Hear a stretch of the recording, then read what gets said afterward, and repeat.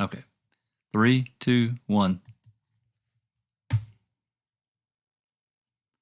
Hello, everyone. Welcome to the Foul Play YouTube channel, special edition.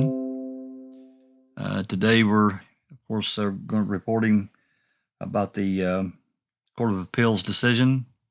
And as everyone has seen, that they didn't really deny it, but they have basically pushed it off. Anyway, we're going to take the time to read it out. I'm going to do about the first half of it, and then Susan's going to do the other half. So let's get to it. Disappointing, but not entirely unexpected. So there we have it. Okay. That should pop in there just in a second.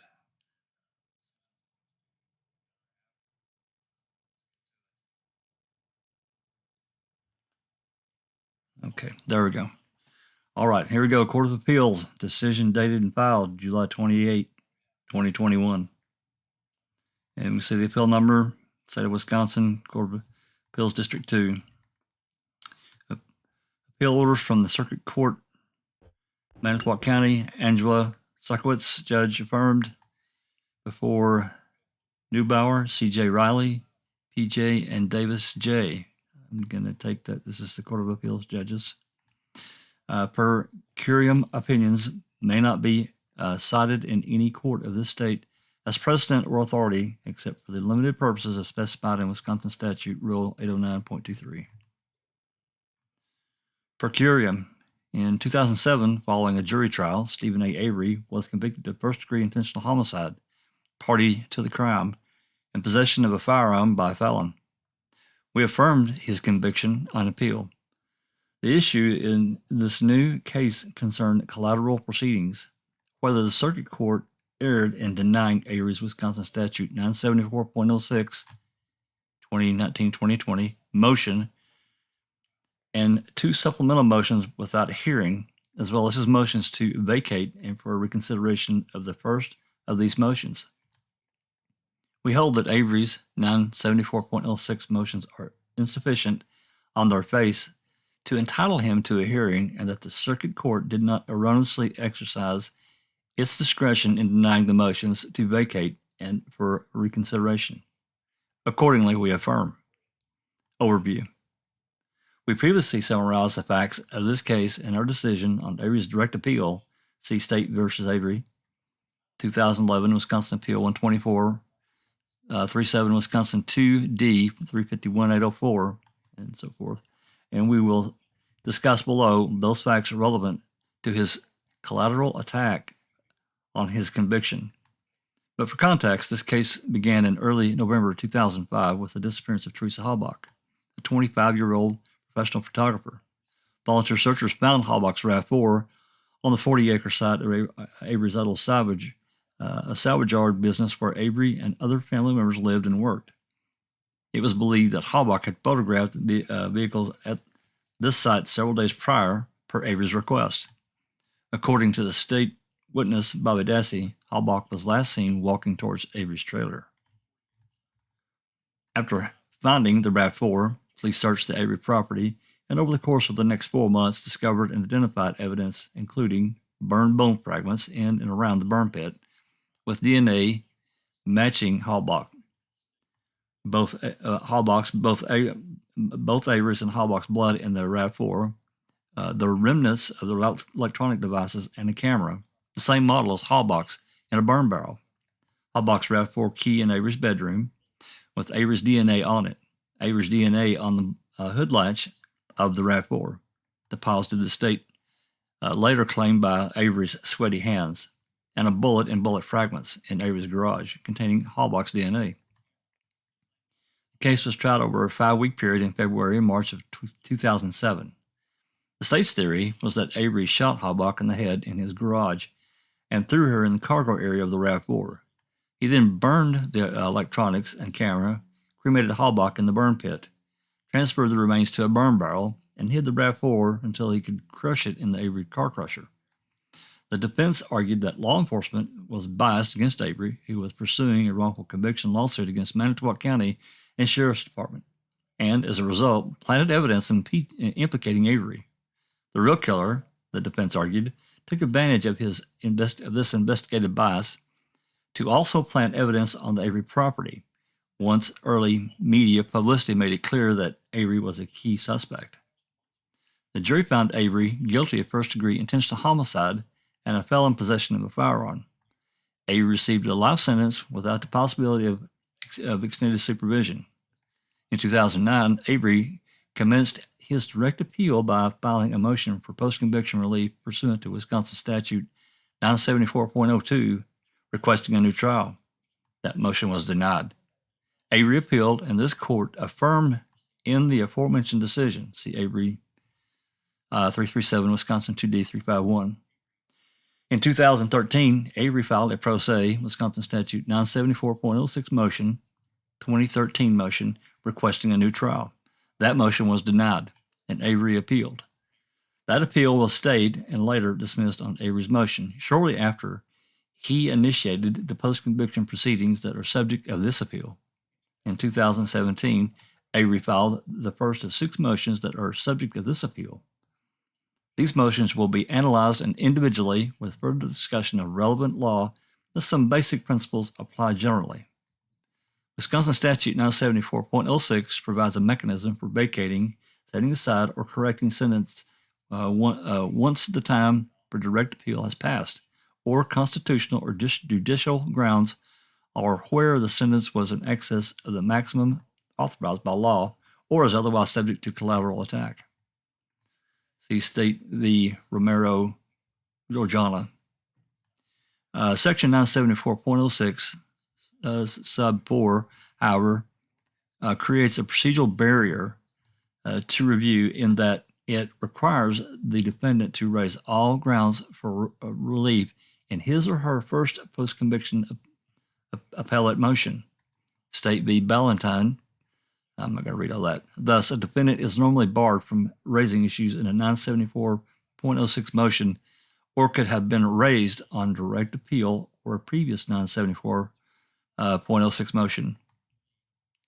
An exception to this rule exists where the defendant can show a sufficient reason for not raising the issue in any prior post-conviction proceeding. Whereas here, a defendant appeals the circuit court's denial of a Wisconsin Statute 974.06 motion without an evidentiary hearing, then the question before us is narrow, whether remand for a hearing was warranted because the circuit court erred in its denying the motion on its face. Pursuant to 974.06 Section 3C, the court shall grant a prompt hearing unless the motion and files and records of the action conclusively show that the defendant is entitled to no relief. Our Supreme Court has also determined, however, that a baseline level of specificity applies to all post-conviction motions, including those under 974.06. Thus, in order for reviewing court to accordingly assess the claim, the defendant must allege sufficient material facts, who, what, where, when, why, and how, that, if true, would entitle the defendant to relief he or she seeks. The requirement promotes finality once the defendant has been convicted and sentenced, minimizes the time-consuming post-conviction hearings unless there's a clearly articulated justification for them, and recognizes that the pleading and proof burdens have shifted to the defendant in most situations after conviction. Accordingly, in the context of a 974.06 motion, the defendant must describe with specificity his or her sufficient reason for failing to raise the claim in any other proceeding. That is, the defendant must show why his or her claim is not procedurally barred under 974.06 Section 4. We will further discuss some of the contours of this sufficient reason exception below, but one point bears mentioning here. Ineffective assistance of post-conviction counsel can be and often is cited as a reason for the defendants not bringing some claim on direct appeal. The specificity requirement, however, applies just as much as in this context. The defendant cannot merely present legal conclusions summarily arguing that post-conviction counsel was ineffective for failing to bring the claims he or she now views as meritorious. Instead, to be entitled to a hearing, the defendant must raise sufficient material facts demonstrating prior counsel's ineffectiveness. That is, that counsel was constitutionally deficient and that such performance was prejudicial to the defendant. Importantly, to show deficiency in this context, the defendant must allege sufficient facts showing that his or her new claim clearly stronger than the claims post-conviction counsel in fact brought. Whether the circuit court erred in not ordering a hearing involves two potential inquiries with separate standards of review. The circuit court must hold a hearing where the motion is sufficient on its base unless a record as a whole otherwise conclusively demonstrates that the defendant is not entitled to relief.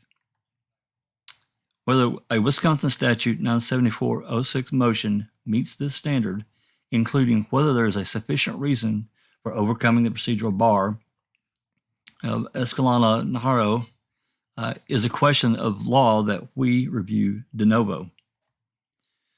If, on the other hand, the motion does not raise sufficient facts or presents only conclusionary allegations, or if the record conclusively demonstrates that the defendant is not entitled to relief, then the circuit court has a discretion to grant or deny hearing.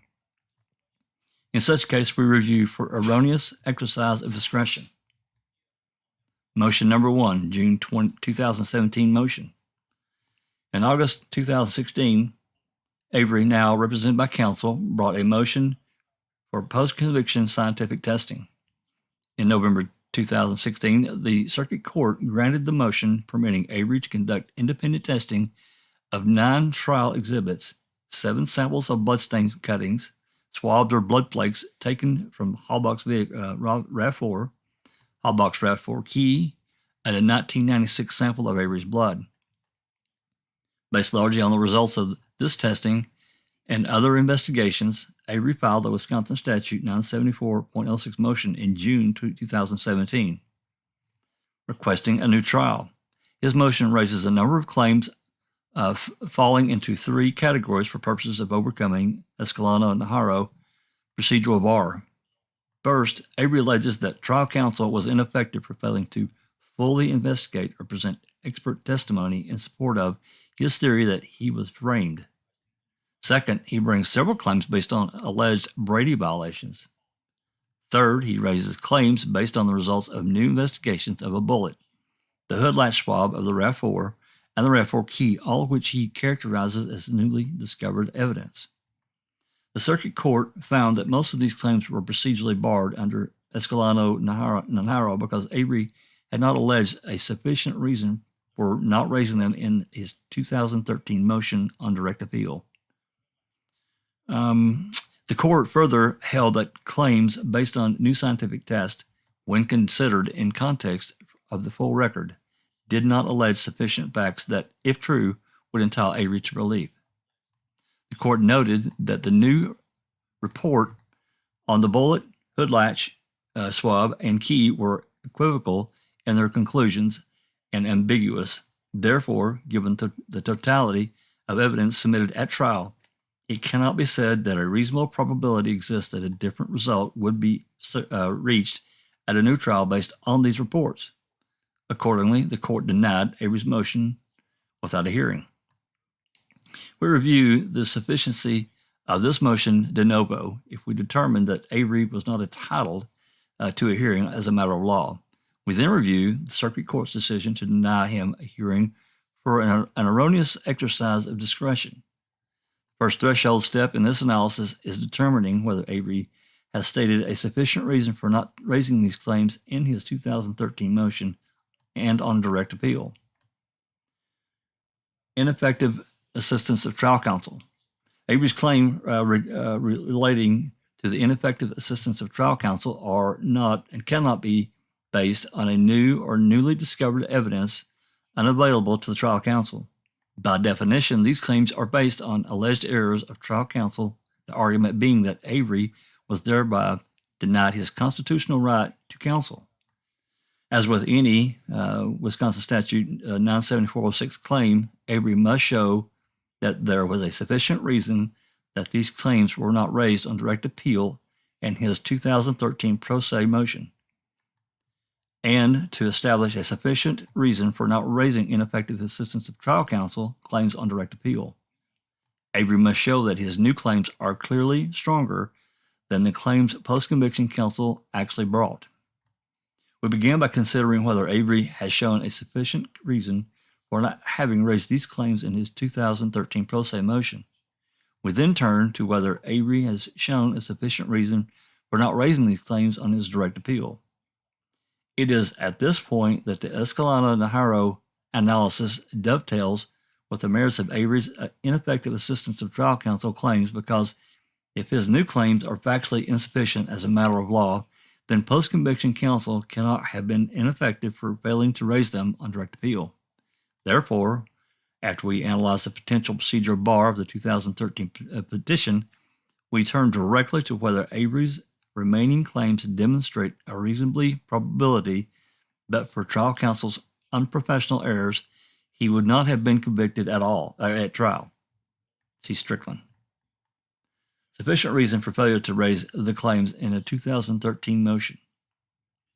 As a starting point, although Avery may argue ineffective assistance of post-conviction counsel as a sufficient reason for not raising these claims on direct appeal, that argument is not available to excuse failings in his 2013 motion. That is because Avery did not have a constitutional right to counsel following his direct appeal. As our Supreme Court recently observed, there is no constitutional right to counsel on a collateral attack, and consequently, the vast majority of Wisconsin Statute 974.06 motions are filed by pro se litigants. The exception would swallow the rule if the mere assertion of pro se status were sufficient to overcome the procedural barrier of Escalona-Najarro. This legal point precludes successive post-conviction motions from turning into something akin to Russian nesting dolls, wherein a litigant can simply allege a continuous series of ineffective assistance of counsel claims to justify previous failures to raise an issue. Instead, whether a successive 974.06 motions, any new motion must be based on something other than ineffective assistance of post-conviction counsel. Avery appears to recognize this point, foregoing any claim on the mere fact that he was without counsel. Nonetheless, his June 2017 motion largely focuses on the quality of his self-representation, providing the following justification for not raising any of the current claims in his pro se 2013 motion. Numerous unique circumstances are present here that provide sufficient reason that the current claims are not previously presented. Mr. Avery had no way of knowing the factual and legal basis for the claims set forth herein. As a learning disabled indigent prisoner, Mr. Avery simply could not have known them. His attempt to file a meritorious pleading was thwarted by his lack of legal knowledge. The current motion is the product of over 1,000 hours of attorney time, hundreds of hours expended by private investigators, numerous consultations with experts, expenditure of funds to retain these experts, and more. To expect an indigent prisoner acting pro se to compile a meritorious motion under these circumstances would be unreasonable. Mr. Avery's lack of legal knowledge, cognitive deficiencies, and the complexity of this unique case provide the sufficient reason that the current claims should be addressed on the merits. Thus, we construe Avery offered 6 somewhat overlapping explanations that, taken together, might provide a sufficient reason for not raising his claims in 2013. 1. He was unaware of his legal basis for the claims. 2. He was unaware of the factual basis for the claims. 3. He was acting pro se. 4. He was indigent. 5. He has a learning disability. And 6. This case was particularly complex. These explanations do not justify Avery's failure to bring the majority of his claims. Again, the quality of Avery's representation in his prior motion cannot, in of itself, constitute sufficient reason for not raising an issue earlier. Accordingly, we reject Avery's first argument that he lacked awareness of the legal basis for a claim. Lack of awareness of a legal basis for a claim is a term of art that does not merely mean Avery was not a lawyer or lacked legal knowledge. Rather, it means that he could not have previously have anticipated a change in the substantive law that opened up a new basis for collateral attack. Here, Avery's claims are based on well-settled law. 20. As to the reasons 2 through 6, Avery gives us bare-bones factual conclusions but does not meaningfully explain why the circumstances he describes precluded him from raising most of these issues earlier. Regarding reason 2, unawareness of factual basis of claims, Avery does not explain, and we cannot envision why he did not have all the facts necessary in 2013 to raise these claims, which, after all, are premised on further investigation of evidence and witnesses known to Avery at the time of the trial. As to the reason 3, as explained above, a defendant's pro se status standing alone cannot excuse his or her failure to raise claims in a Wisconsin Statute 974.06 motion. 21. With one exception discussed below, Avery's remaining reasons are similarly deficient. Avery simply claims that he has a learning disability and was indigent in 2013, and that his case is complex. He does not cite any law or develop any detailed argument as to why these facts alone or taken together explain his failure to raise these claims.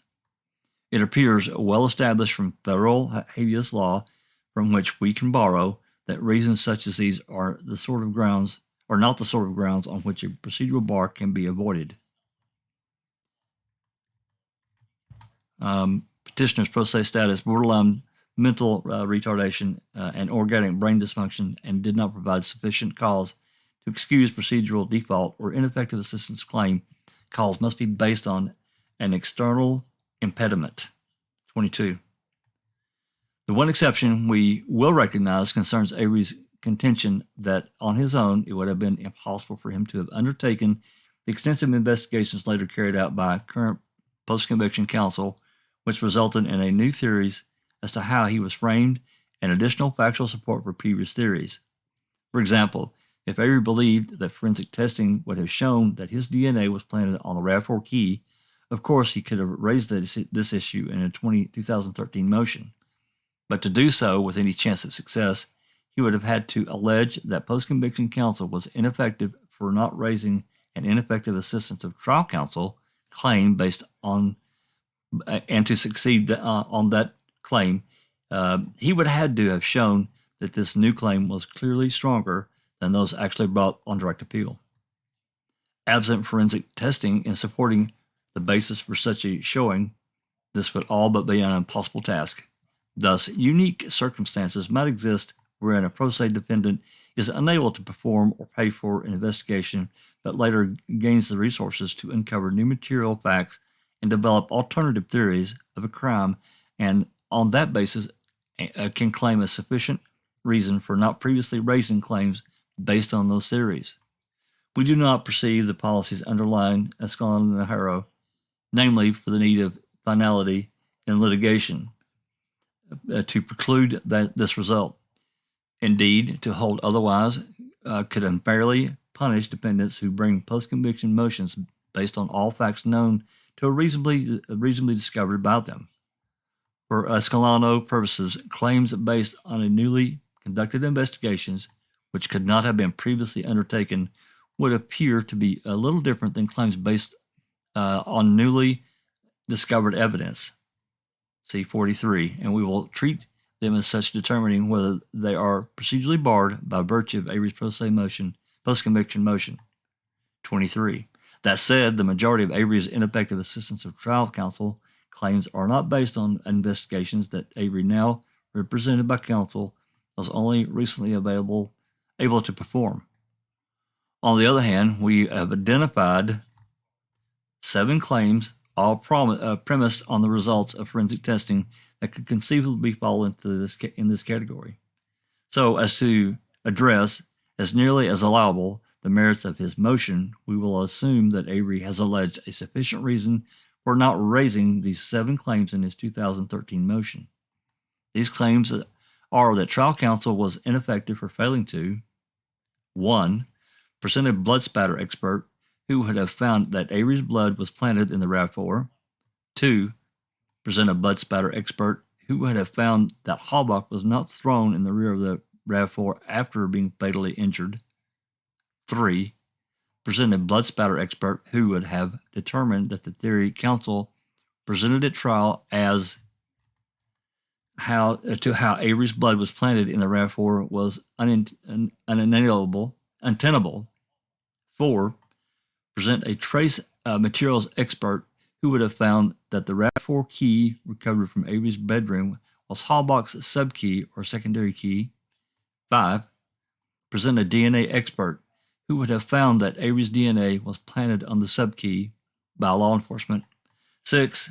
Present a DNA expert who would have found that Avery's DNA was planted on the RAV4 hood latch. 7. Present a forensic fire expert who would have found that Halbach's body was not burned in Avery's burn pit. Merits of Avery's claims of ineffective assistance of trial counsel. 24. Now we turn to whether Avery's ineffective assistance of trial counsel claims have alleged sufficient material facts, who, what, where, when, and why, and how, that if true, would entitle him in relief that he seeks. See John Allen. Hearing in mind that he is not entitled to a hearing where the record conclusively demonstrates otherwise.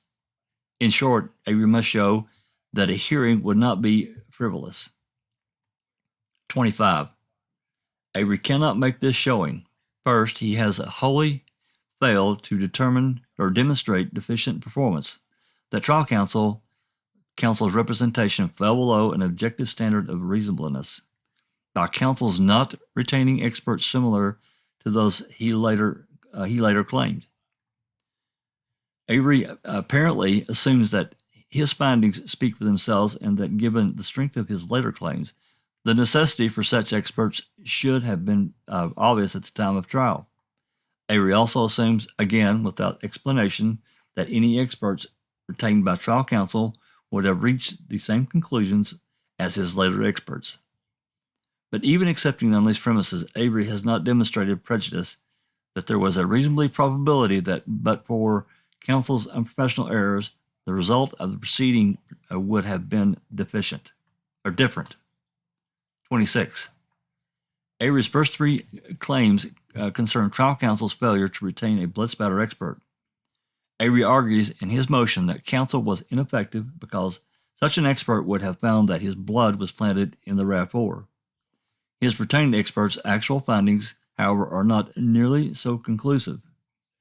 The expert did not conclude that Avery's blood was planted or rule out Avery as the source of the blood. Rather, he determined that the presence of Avery's blood was consistent with being randomly distributed from a source because his blood is present in some locations but absent in some other reasonably anticipated locations, and that the absence of blood stains in those locations is inconsistent with an active bleeder. The state alleged at the trial that Avery's finger was actively bleeding while he was in the RAV4. The expert further determined that the bloodstains were consistent with an explanation other than Mr. Avery being in the RAV4 and depositing his blood in those locations with his actively bleeding finger. 27. Certainly, these conclusions tend to support Avery's general theory that he was framed and their presentation may have been useful at trial. But Avery's burden in a post-conviction motion is not merely to point to helpful evidence, but to show how its introduction at trial could have reasonably led to a different outcome. See Strickland. He cannot meet this burden by misrepresenting experts' results as demonstrating that he was framed. Absent additional facts or argument, we cannot assume that such a measured support for Avery's frame-up theory would have led to an acquittal. 28. Next, Avery argues that counsel was ineffective because a blood spatter expert would have refuted the state's narrative that Halbach was thrown in the rear of the RAV4 after being fatally injured. Avery researched that, to the contrary, Avery was struck on the head after she opened the rear cargo door and was then struck repeatedly by a mallet or hammer without explaining why. An alternative finding as to how she was killed supports his theory that he was framed. 29. Third, Avery contends that a blood spatter expert could have advised counsel that its trial strategy for explaining the presence of his blood in the RAV4 was flawed.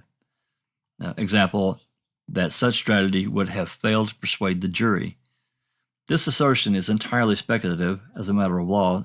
Such guesswork falls well short of demonstrating ineffective assistance of counsel. 30. Fourth, Avery argues that counsel was ineffective for not retaining a trace materials expert who would have found that the RAV4 key recovered from Avery's bedroom was Halbach's secondary key or subkey. But it is, again, completely speculative to assume that the subkey was therefore planted and not instead that Halbach herself was using her subkey and not not her main key on the day of her death. 31. Avery's fifth and sixth claims concern the retention of a DNA expert. According to Avery, such an expert would have determined that his DNA was planted on the key by law enforcement. Avery again misstates the evidence. His expert analyzed DNA from an again exemplar key reportedly held by Mr. Avery as if it to start a car, example, gripped by an ungloved fingers for 12 minutes. His expert determined that 10 times less DNA was deposited on an exemplar key than on the key recovered by law enforcement.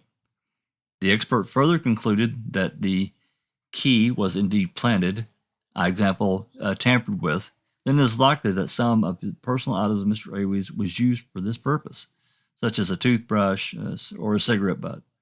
Thus, once again, the findings of Avery's expert are significantly more ambiguous than what is presented in his motion. We have no reason to doubt the truth of these findings, although we note that the expert did not observe Avery holding the key, but simply determined that Avery deposited significantly less DNA in a controlled experiment does not indicate that Avery could not or did not deposit more DNA under other conditions, and it certainly does not demonstrate that law enforcement planted DNA on the key. Thus, even accepting the truth of these new findings, we cannot conclude that there is a reasonable probability that their introduction at trial would have led to a different result. 32. Avery's sixth claim is that counsel was ineffective for not retaining a DNA expert who would have determined that DNA from Avery's sweaty hands was never deposited by Avery on the RAV4 hood latch, demonstrating that Mr. Avery was framed. In what is becoming a pattern, Avery has misrepresented the facts. The DNA expert Avery has hired did not determine that Avery never deposited the DNA and did not state that Avery was framed. Instead, the expert performed a series of experiments on an identical vehicle wherein volunteers opened the car hood using a hood latch.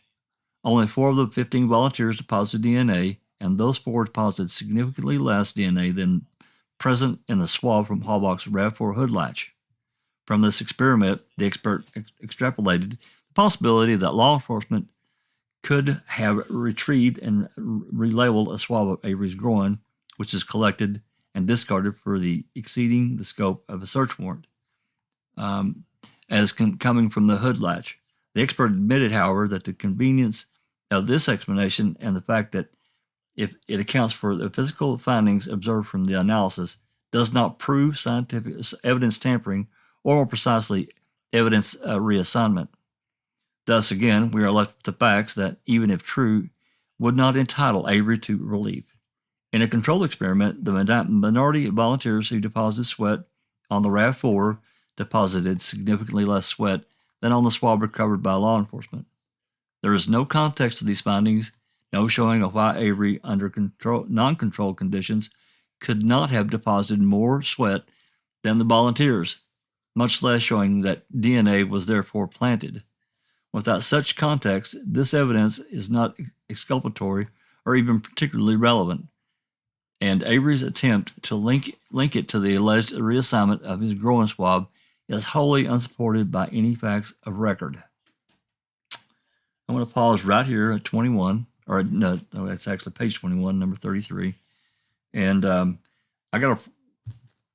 I'm going to let Susan take over, but I found that passage there particularly troubling because now they're talking about sweat and DNA.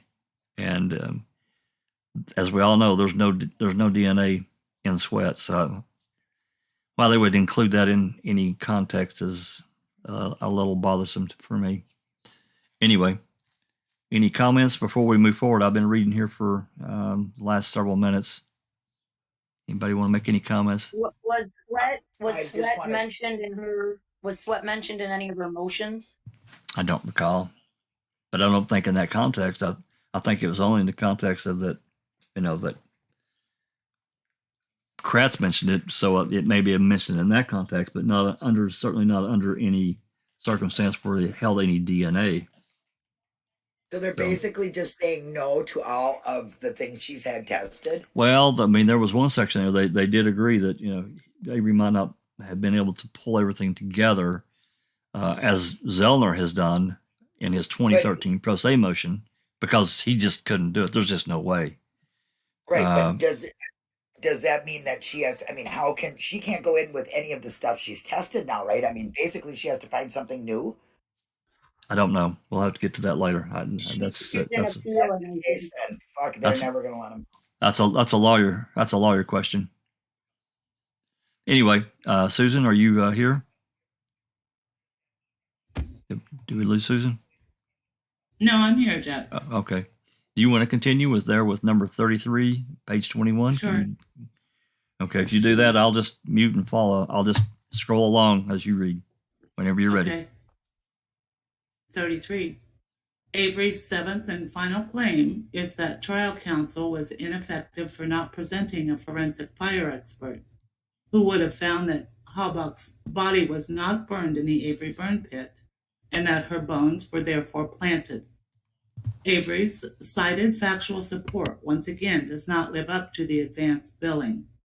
His forensic fire expert did state that he disagreed with the state's expert's opinion that the main destruction of the body took place in the Avery burn pit.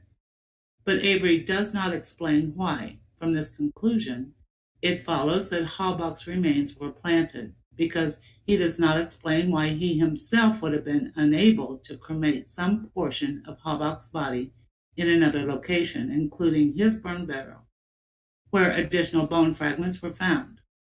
More important, Avery does not explain where or how prejudice arises, given that his own forensic anthropologist testified to this same conclusion at trial. Avery's expert further concluded that, contrary to the state's theory at trial, Halbach's body could not have been burned to the extent it was burned in only 4 hours. Again, this is a fact without context. At most, presenting such evidence at trial would have enabled the jury to weigh two competing expert opinions on how Halbach was cremated. Avery again has presented no reasoned basis for concluding that the outcome of trial would have been different. 34. In sum, the 7 ineffectiveness claims in Avery's June 2017 motion that are based on new investigations fail on the merits. Avery has not shown that trial counsel provided objectively deficient representation by not hiring experts similar to those he later hired. Instead, Avery merely assumes that the need for such experts should have been obvious at the time, based on the later findings of his own experts. These later findings, however, are either equivocal, irrelevant, or both. In addition, Avery has not explained how these findings would have negated or undermined the cumulative effect of the other trial evidence. Thus, Avery has failed to show that even if all these findings were admitted at trial, the result would have been different. Consequently, Avery has not alleged sufficient material facts entitling him to a hearing on his claims of ineffective assistance of counsel. Brady violations. 35. Avery next argues that the state withheld favorable evidence in its possession in violation of Brady versus Maryland. He first alleges that the state suppressed a voicemail recording that Halbach left on the answering machine of her photography client, whom she met on the same day that she visited Avery's property. Next, he alleges that the state withheld an unedited video of flyover footage of Avery's property and instead released to Avery an edited version with just 3 minutes of footage. Finally, Avery argues that investigators concealed their knowledge that Halbach's RAV4 was driven onto the property of Avery's next-door neighbor. 36. Avery does not claim that these alleged Brady violations were unknown and undiscoverable at the time of his 2013 motion or on direct appeal. His given explanation for not raising any of his new claims in 2013 is general and relates to his status as a pro se prisoner litigant. His explanation for not raising his new claims on direct appeal does not reference the Brady claims. Thus, Avery has not overcome the procedural bar of Escalona Naranjo by demonstrating a sufficient reason for not raising his Brady claims earlier. In any case, Avery's June 2017 motion does not sufficiently allege any Brady violations. A defendant has a due process right to any favorable evidence, material either to guilt or to punishment, that is in the state's possession. State versus Wierski. A defendant is entitled to a new trial based on the denial of such right by showing that the evidence is favorable to the defendant, either because it is exculpatory or impeaching. The evidence was suppressed by the state either willfully or inadvertently, and the evidence is material. The standard for materiality is the same as under the prejudice prong of Strickland. Evidence is material only if there is a reasonable probability that, had the evidence been disclosed to the defense, the result of the proceeding would have been different. 38. Avery has not demonstrated any of the above elements for any of his claims, but what is clearest on its face is that this evidence, where it even exists, is immaterial. Avery's first claim centers on the fact that on the day Halbach visited his property, she left a voicemail that she could not locate the residence of one of her other photography clients, whom she also visited that day. Avery argues that had this voicemail been played at trial, it would have refuted the theory that Halbach's final appointment was with Mr. Avery. At trial, however, the photography client testified that after Halbach left the voicemail on the client's answering machine, she found the client's house, took photographs, and left within 15 minutes. Then approximately 20 to 30 minutes after Halbach left the voicemail, as established through her phone record, other witness testimony placed her as driving to and then on Avery's property. The voicemail is therefore consistent with the evidence, which is that Halbach left a voicemail, visited a client, and then visited Avery's property. There is no basis for Avery's assumption that the content of the voicemail would have refuted the state's theory about when or how Halbach was killed. Avery's next claim is that he received an edited version of the flyover video of his property that may have contained favorable evidence. As far as we can tell, this claim is based only on Avery's unsubstantiated belief that a second video must exist because the airplane was in the air for 4 hours, but the video he received was only 3 minutes long. There is no evidence of a Brady violation here, because Avery merely speculates that evidence not even known to exist was suppressed. Finally, Avery argues that investigators knew, but did not disclose to him, that Halbach's RAV4 was driven onto the property of Avery's next-door neighbor. It is difficult to follow this argument, but it is based on an affidavit from the neighbor who does not state that the RAV4 was on his property, but rather attests to a conversation with law enforcement agents in which they stated their belief as to how Halbach's vehicle was driven onto the Avery property, presumably after Halbach's death. But the agents could have been referring to Halbach's driving route on the day of her death. Avery suggests that the information in the affidavit supports his claim that law enforcement framed him for the crime by driving the RAV4 through the neighbor's property and planting it on his. This argument is unintelligible, and in any case, we cannot perceive any Brady violation. There was no evidence here to suppress, and the facts in the affidavit are inconsequential. Newly discovered evidence. Finally, Avery raises two claims based on newly discovered evidence. He contends that new scientific evidence demonstrates that the damaged bullet in Mr. Avery's garage was not shot through Halbach's head, causing her death. He also argues that, according to new tests, the swab labeled as coming from Halbach's hood latch containing Avery's DNA was not, in fact, taken from the hood latch.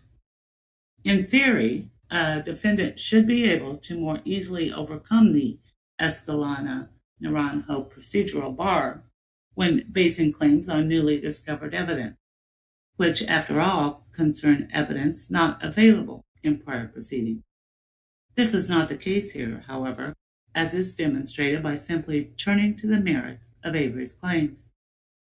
To obtain a new trial based on newly discovered evidence, a defendant must show that 1. The evidence was discovered after conviction. 2. The defendant was not negligent in seeking evidence. 3. The evidence is material to an issue in the case. And 4. The evidence is not merely cumulative. If the defendant meets these criteria, then the circuit court must determine whether a reasonable probability exists that a different result would be reached in a trial. To be entitled to a hearing on post-conviction claims of newly discovered evidence, the defendant must allege sufficient material facts satisfying these elements. John Allen. Avery cannot meet one of more of these elements or either of his claims. As a threshold matter, he has not shown that his purportedly new evidence is in fact new. Avery asserts that the equipment yielding his test results was previously unavailable, was new technology, and or was manufactured in 2016. But aside from these cursory statements, Avery does not address whether technology available at the time of trial could have yielded the same results. Beyond that, Avery's evidence is largely irrelevant. The premise of his first claim is that if the damaged bullet found in his garage did not deliver Halbach's fatal shot to the head, then he could not be the perpetrator. But the state never argued that either of the bullets recovered from Avery's garage killed Halbach. At trial, the state showed that Avery's gun fired the bullet and that the bullet had Halbach's DNA on it. But the state did not argue that this specific bullet entered Halbach's skull or killed her, nor was it necessary to do so in order to implicate Avery in the murder. There is nothing to suggest that shots fired into Halbach's skull were the only shots fired at her, or that every bullet fired at her contained skull fragments. There were, after all, 11 casings and only 2 bullets found in the garage. The presence of Halbach's DNA on a bullet found in Avery's garage is particularly damning evidence, regardless of whether it was the bullet that entered her skull, and strongly implicates Avery absent evidence that Halbach's DNA was planted, a supposition that even now Avery has done little to develop. At the very least, Avery's new evidence, if it in fact is new, is consistent with the state's theory of the crime. Avery next argues that his expert observed the hood latch swab and determined that swabs collected from the hood latches, 2 exemplar vehicles, a 2012 RAV4 and a 2007 Volvo S60, each showed a considerably heavier loading of debris than the swab from the RAV4 hood latch. The expert apparently reached this result, however, by observation alone, concluding that whereas particles on the RAV4 hood latch swab could only be seen with the aid of a microscope, a swab from each exemplar vehicle showed a heavy, dark streak of collected debris that is clearly visible to the unaided eye. We are left to wonder how new testing methods or equipment could possibly aid this analysis. In any event, the expert did not determine that the purported RAV swab was not used to swab the hood latch, as Avery claims, much less that this swab was reassigned or otherwise used to frame Avery. There is no possibility that the presentation of this evidence would have yielded a different result at trial. Conclusion as to the June 2017 motion. Because Avery has not shown that he is entitled to a hearing on any claim, we review the Circuit Court's denial of a hearing for an erroneous exercise of discretion. We find that the Court did not err in this regard. We agree with the Court's assessment that had Avery's equivocal and ambiguous conclusions been introduced at trial, there would have been no reasonable probability of a different result. The Circuit Court appropriately exercised its discretion. We have given Avery the benefit of several doubts as to why he didn't raise these claims earlier. Even considered on the merits, the claims asserted in his June 2017 motion are speculative, conclusory, and in some cases misleading. The Circuit Court did not err in denying these claims without a hearing. Motion number 2, October 2017 motion for relief from 3 days after the Circuit Court denied his 97406 motion, Avery filed a motion for relief pursuant to 806.071A. The stated basis for the motion was that a month prior to the court's order, defense counsel and prosecutors had agreed to additional testing of Halbach's RAV4 and of bones found in the Manitowoc County gravel pit, that the parties had agreed that Avery would amend the June 2017 motion and that Avery intended to inform the court that an amended motion would be filed, but did not anticipate the court filing its order before he could do so. The Circuit Court denied the motion, explaining that after receiving the June 2017 motion, no communication was made requesting that the court withhold its final decision or indicating that the original motion was incomplete and would be supplemented. The court acknowledged that the defense and prosecution might very well have discussed amending the June 2017 motion in anticipation of the court's granting a hearing, but the court was not informed of any such negotiations until after the final ruling in this matter had been issued. None of the agreements were submitted to the court for its approval until after the final decision was made in the defendant's original motion. It is for the court and not the parties to determine if amendments to motions previously filed will be permitted and to establish scheduling for matters pending before it. Agreements should have been submitted for approval of the court prior to the final decision on the original motion being reached. The defense cannot try to amend a motion that was filed without reservation only after it receives an adverse ruling. Wisconsin Statute 80607A provides that the court may relieve a party from a judgment, order, or stipulation, mistake, inadvertent, surprise, or excusable neglect. We review the Circuit Court's decision on a motion for relief for 80671 for an erroneous exercise of discretion, meaning we will sustain the court's ruling where it applies the appropriate law to the facts on record so as to achieve a reasoned and reasonable determination.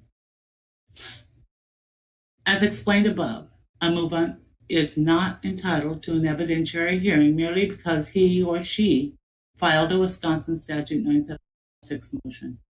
In the typical case, circuit court will evaluate the facial sufficiency of the motion before ordering the state's response or scheduling a hearing. Thus, circuit courts routinely receive and deny 96 motions where there is no basis for a hearing. As one would expect, courts are not required to, and generally do not, update the movement about when a decision on a motion is coming. Avery appears to acknowledge that these basic principles of post-conviction procedure.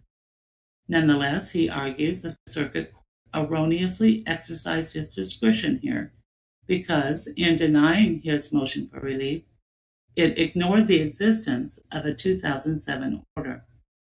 This 2007 Order on Preservation of Blood Evidence and Independent Defense Testing directs the state to preserve swabs and blood stain samples collected from the RAV4 and containing Avery's DNA, and allows such items to be submitted for independent testing without further order of this court.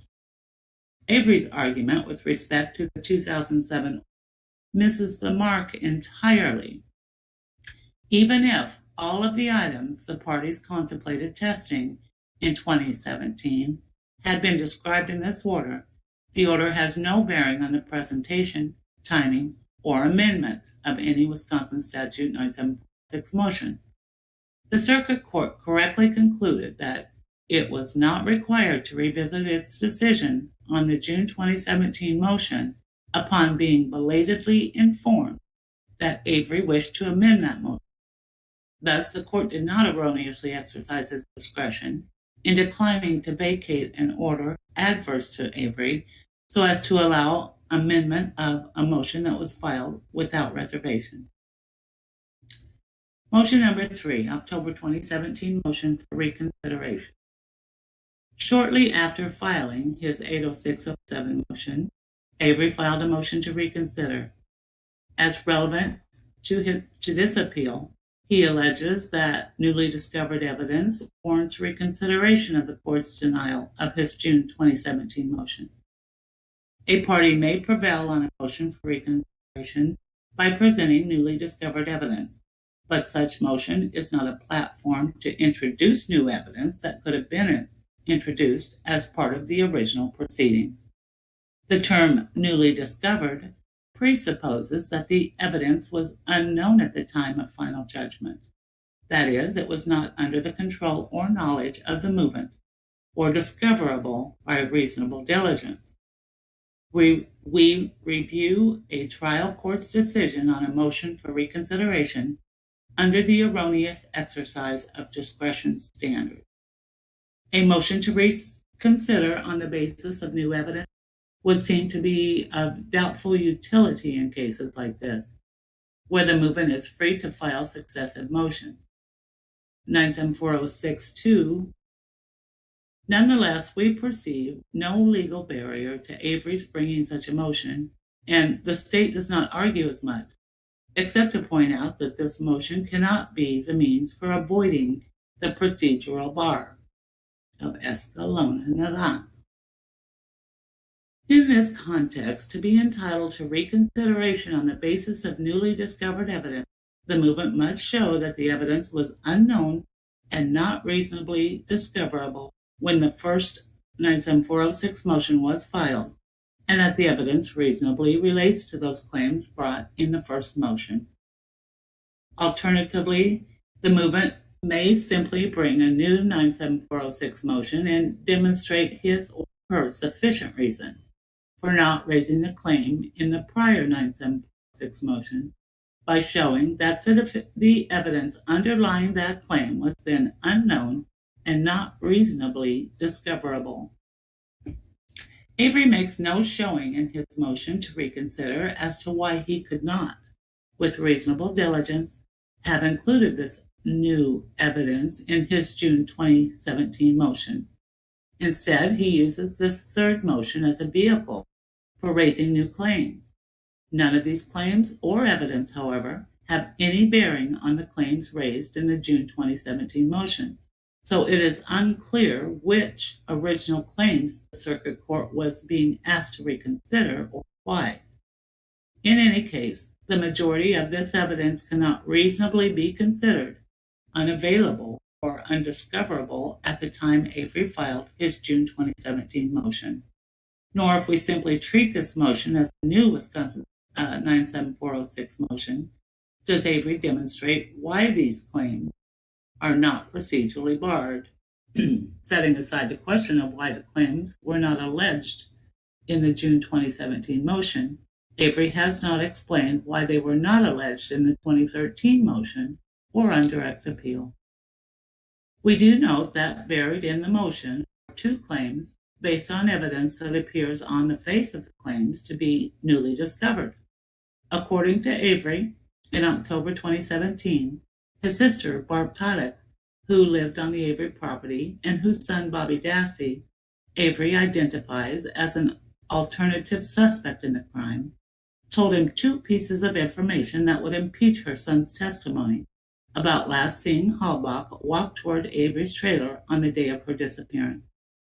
In Avery's view, his sister admitted that she knew that Halbach had left the property on the day in question.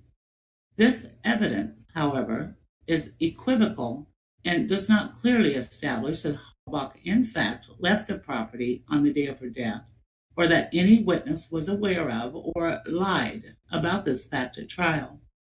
Moreover, the evidence does not bolster any claim in the June 2017 motion, so as to warrant reconsideration of that motion. Even viewed on its own merits, the evidence does not entitle Avery to a 97406 hearing because he has not shown that it is material. At best, we have two unsworn statements by Barb Toddick that Dassey told her something that is potentially inconsistent with his trial testimony. This is hearsay that would be inadmissible at a new trial, meaning that it cannot constitute newly discovered evidence as a matter of law. Avery chose to frame these claims in the context of a motion to reconsider, but without applying that legal standard, or in the alternative, explaining why he had sufficient reason for not bringing the claims in previous motions pursuant to Escalon Naranjo. As discussed in the above section on the June 2017 motion, we are willing to give Avery the benefit of the doubt, where possible, as to why he did not raise certain claims in 2014 or on direct appeal. But we cannot ignore the law, and thus we cannot simply determine whether the merits of his motion to reconsider claim warrant an evidentiary hearing, where the only narrow question before us is whether the circuit court erroneously exercised its discretion in not reconsidering the June 2017 motion on the basis of purported new evidence contained within those claims. We conclude that the circuit court did not erroneously exercise its discretion in denying the motion. The court noted that Avery provided no explanation for filing the June 2017 motion while considerable investigation was still being conducted by the defense. Knowing that not all the facts were ready for presentation to the court, and with no deadline for filing his motion set by the court statute, the defendant proceeded to file the motion prematurely. The motion was pending before this court for a few months before the court issued its ruling. During that period, the defendant did not ask the court to stay its ruling pending the conclusion of testing, request time to supplement the motion, or take any other action requesting that the court delay its final decision in the matter. The motion was submitted to this court and the court on the motion. This explanation is reasonable and sound and represents an appropriate exercise of discretion. Motion number 4, July 2018 supplemental motion. Avery appealed from the Circuit Court's October 2017 and November 2017 orders denying his June 2017 motion and his motions to vacate and reconsider, respectively. In May 2018, Avery moved this court directly to supplement the record on appeal with a CD disclosed to defendant for the first time on April 17, 2018. Avery asserted that supplementation of the appellate record was appropriate because the contents of the CD related to claims already presented to the circuit. We stated that this assertion misses the point, which is that we are not a fact-finding court and cannot consider items not presented to the circuit court. We determined, however, based on the assertion that Avery recently received previously withheld discovery or other new information, we retain jurisdiction but remand this case to enable Avery to file an appropriate supplemental post-conviction motion in the circuit court within 30 days of the date of this order. The circuit court shall hold proceedings on the supplemental post-conviction motion within 60 days after the motion is filed.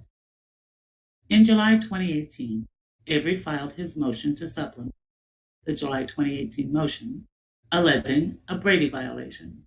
Recall that, prior to trial, Avery unsuccessfully moved to introduce third-party liability evidence pursuant to State v. Denny. In his July 2018 motion, Avery alleges that the state withheld significant evidence both favorable to his Denny motion and relevant for impeachment purposes. A final investigative report of Detective Mike Bealey, saved on a CD, the Bealey CD. Bealey created the report through forensic examination of the hard drive of a computer used by Dassey, whom Avery identifies as a possible Denny suspect. The Bealey CD contains thousands of images of violent pornography that Avery argues reveal a propensity for sexual violence by Dassey. Avery elsewhere attempts to explain why, of several people who used the computer, only Dassey could have downloaded these images. The CD also contains a timeline that purportedly impeaches Dassey's trial testimony and criteria: word searches, registry, recovered pornography, internet history, Windows registry, and all MSN messages. According to Avery, he did not receive the Bealey CD until April of 2018. The circuit court determined that there was no Brady violation because there was no evidence suppressed. We agree, fuckers. It is undisputed that the computer was examined and its contents copied 7 DVDs. It is undisputed that Avery's counsel received these 7 DVDs prior to trial. Finally, it is undisputed that, with limited and irrelevant exception, the Bealey CD does not contain any additional information than what is on the 7 DVDs. Consequently, the Bealey CD is not suppressed evidence, but merely an investigative summary of evidence provided to Avery. Avery appears to acknowledge these facts on appeal, but argues that he should have had access to information derived from Bealey's unique word searches, pornographic images, refined for relevancy, and the like. This is not the law. Brady, on its terms, applies to favorable and material suppressed evidence, and Avery has presented no authority extending this principle to the prosecution's withholding of secondary compilations or analysis of such. Brady applies only to facts that are not already known to the defendant. The government need not facilitate the compilation of exculpatory material that, with some industry, defense counsel could marshal on their.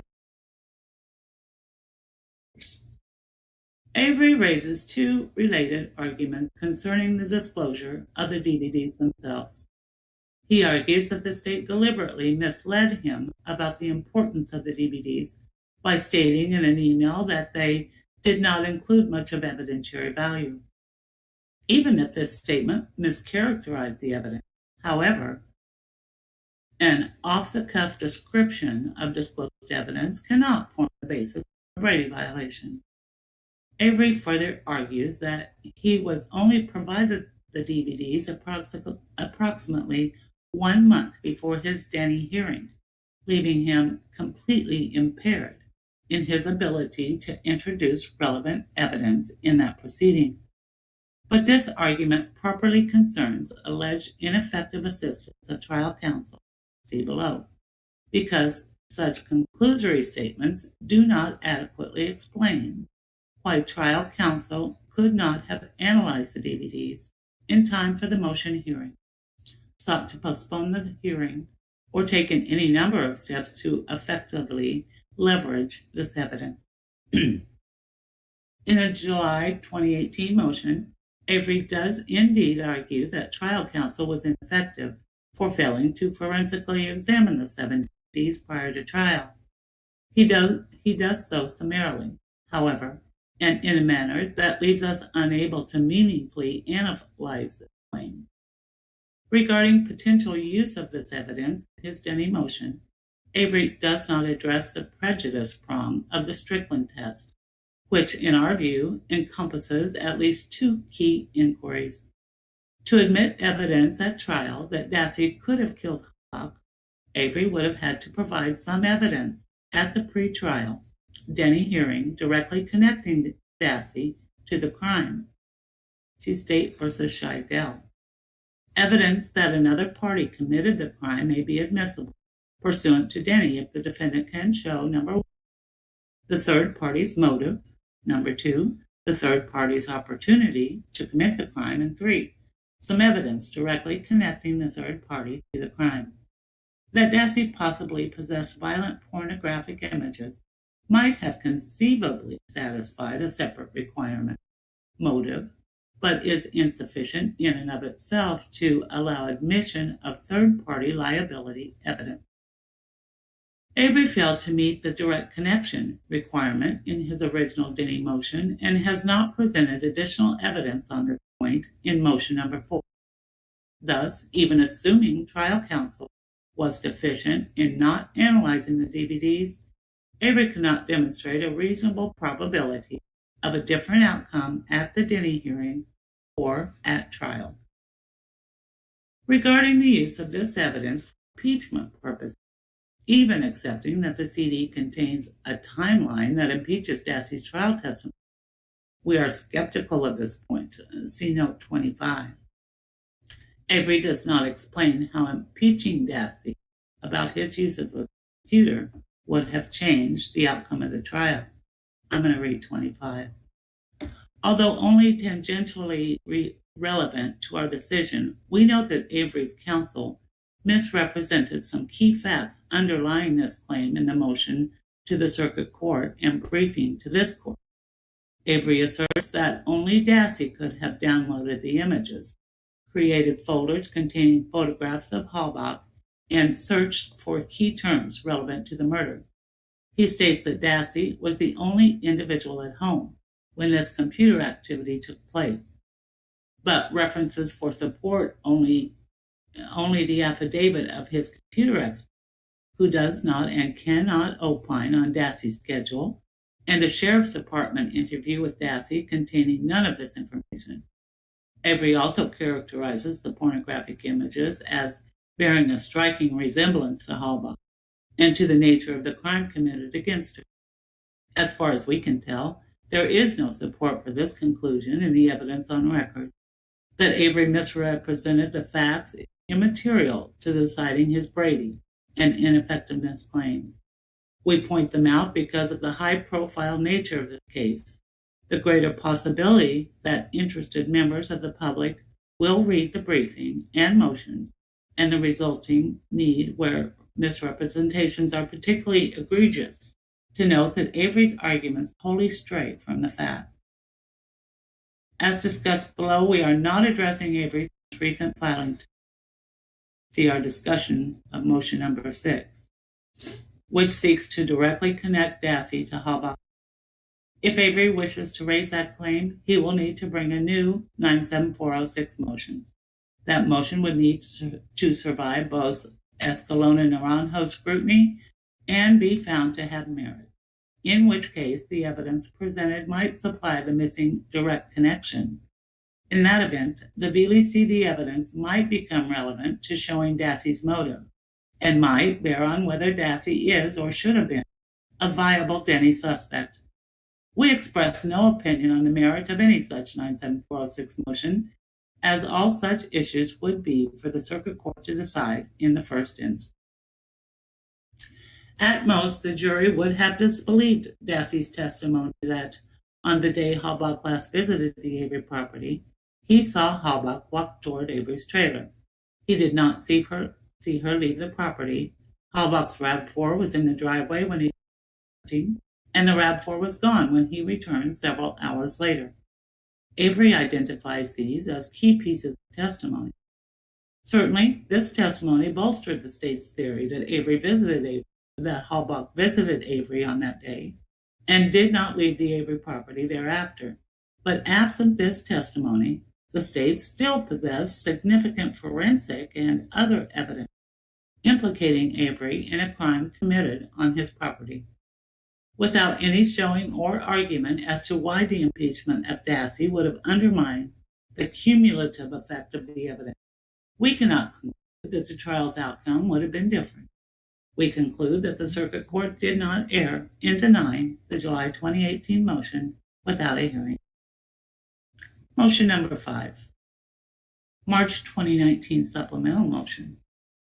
In January 2019, Avery again moved the court directly to stay the appeal and remand for the Circuit Court's consideration of specific claims relating to the state's 2011 release of Halbach's family of suspected human bone fragments. We determined that, given the specific circumstances of this case, we would stay the appeal and remand pursuant to 808.705 for action on this issue. We again ordered remand to the Circuit Court to permit Avery to pursue a supplemental post-conviction motion on specific claims, and we directed the court to conduct any necessary proceedings. The Circuit Court denied the motion without a hearing. The gist of motion number 5 is that the state released to Halbach's family suspected human bone fragments recovered from the Manitowoc County gravel pit, thereby violating, number 1, a court order, number 2, 968.205, requiring the state to preserve certain biological material evidence connected to a criminal conviction, and 3, Avery's constitutional right. As a 97406 motion may raise only jurisdictional, constitutional, and like claims, we consider only the third argument, Avery's constitutional right. Avery alleges that in 2011, the state improperly released to Halbach's family bone fragments from the gravel pit, which Avery wished to test to determine if they contained Halbach's DNA, and might thereby indicate that Halbach was not killed on Avery's property. Avery argues that the state, by its actions in returning them, has implicitly admitted that the bones were not only human, but they belonged to Ms. Halbach. Avery frames this as a violation of Arizona versus Youngblood, under which a defendant's due process rights are violated where the state either 1, fails to preserve apparently exculpatory evidence, or 2, acts in bad faith by failing to present potentially exculpatory evidence. See State v. Greenwald. Avery represents that he was not aware and could not reasonably have been aware of the release of the bones until after he filed his fourth motion. We will assume, therefore, that this claim is not procedurally under Escalona Naranjo. The state argued that the Youngblood analysis only properly applies to the destruction of pretrial evidence. We agree generally, but need not explore this point because Avery's claim fails on its own terms. The premise of Avery's argument is that the state released to Halbach's family evidence that was either apparently or potentially exculpatory, bone fragments from the gravel pit that may have been Halbach's. This evidence, when first collected, was labeled as containing some human bone fragment. At trial, however, the undisputed testimony of the state's forensic anthropologist was that on further analysis, the bone fragments could not be definitively identified as human, much less as belonging to Halbach. On this record, therefore, this evidence is not apparently exculpatory. It does not indicate that another person killed Halbach. Evidence is not apparently exculpatory, for those having custody over it did not know of its exculpatory value, and the evidence was simply an avenue of investigation that might have led to any number of directions. Jesus Christ. Nor can Avery establish that this evidence is potentially exculpatory, because even assuming that these bone fragments are Halbach's, Avery does not explain the significance of this fact. The apparent thrust of Avery's claim is that if Halbach's bones were found in the gravel pit, then she was killed by someone else. But as Avery never explains why he himself would have been unable to dispose of Halbach's remains in the gravel pit, this line of reasoning is wholly speculative. Moreover, Avery cannot show bad faith, meaning, number one, the officers were aware of the potentially exculpatory value or usefulness of the evidence they failed to preserve. And number two, the officers acted with official animus and made a conscious effort to suppress the exculpatory evidence. The record reflects only that the state released bone fragments of indeterminate origin after Avery's direct appeal was fully litigated, when there appeared no direct or immediate need to preserve this evidence. And contrary to Avery's argument, the very fact that the state released the bones does not mean that these are Halbach's or that the state acted in bad faith to destroy this evidence. The Halbach family requested these bone fragments for purposes of its own, likely for closure. But that does not vest these fragments with evidentiary significance. For fuck's sake. Are you kidding me? Are you kidding me? Damn it. They're saying the same damn thing. It's unbelievable. I'm struggling to stay on mute. This is hard. Did they not also give her back bones from the burn pit as well? They weren't all from the quarry. They were from 8675. I don't remember where they all originated from, but The ones that could prove. And nobody's been able to find any record of the Halbachs asking for their bones back. Nobody. There is they've never released anything to say that the Halbachs are the ones that initiated this. Say that? You know what I mean? How the fuck can they say that? Oh, I'm gonna. Well, and they're also saying that they were human, according to Eisenberg, but then they're also saying that they gave them back to Halbach because they wanted them for closure. Well, if they're not human, why not just tell them these aren't human bones, so we're not going to give you? There's nowhere that shows that Halbachs received them either. Yeah, there's nothing showing that even the funeral home, nobody signed for them after Uyghur took them out of evidence.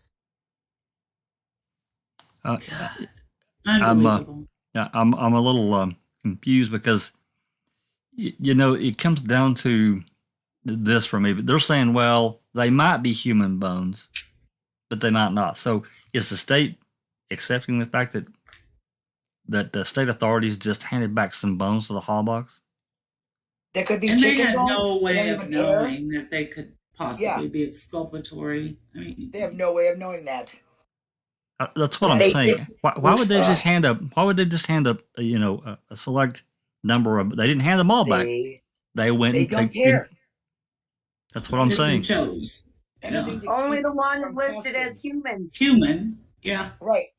Well, if they weren't Teresa's, then who was it? You better get up on that because obviously there was other people killed there. The judge said to not give back biological evidence or to not do anything with biological evidence. Yep.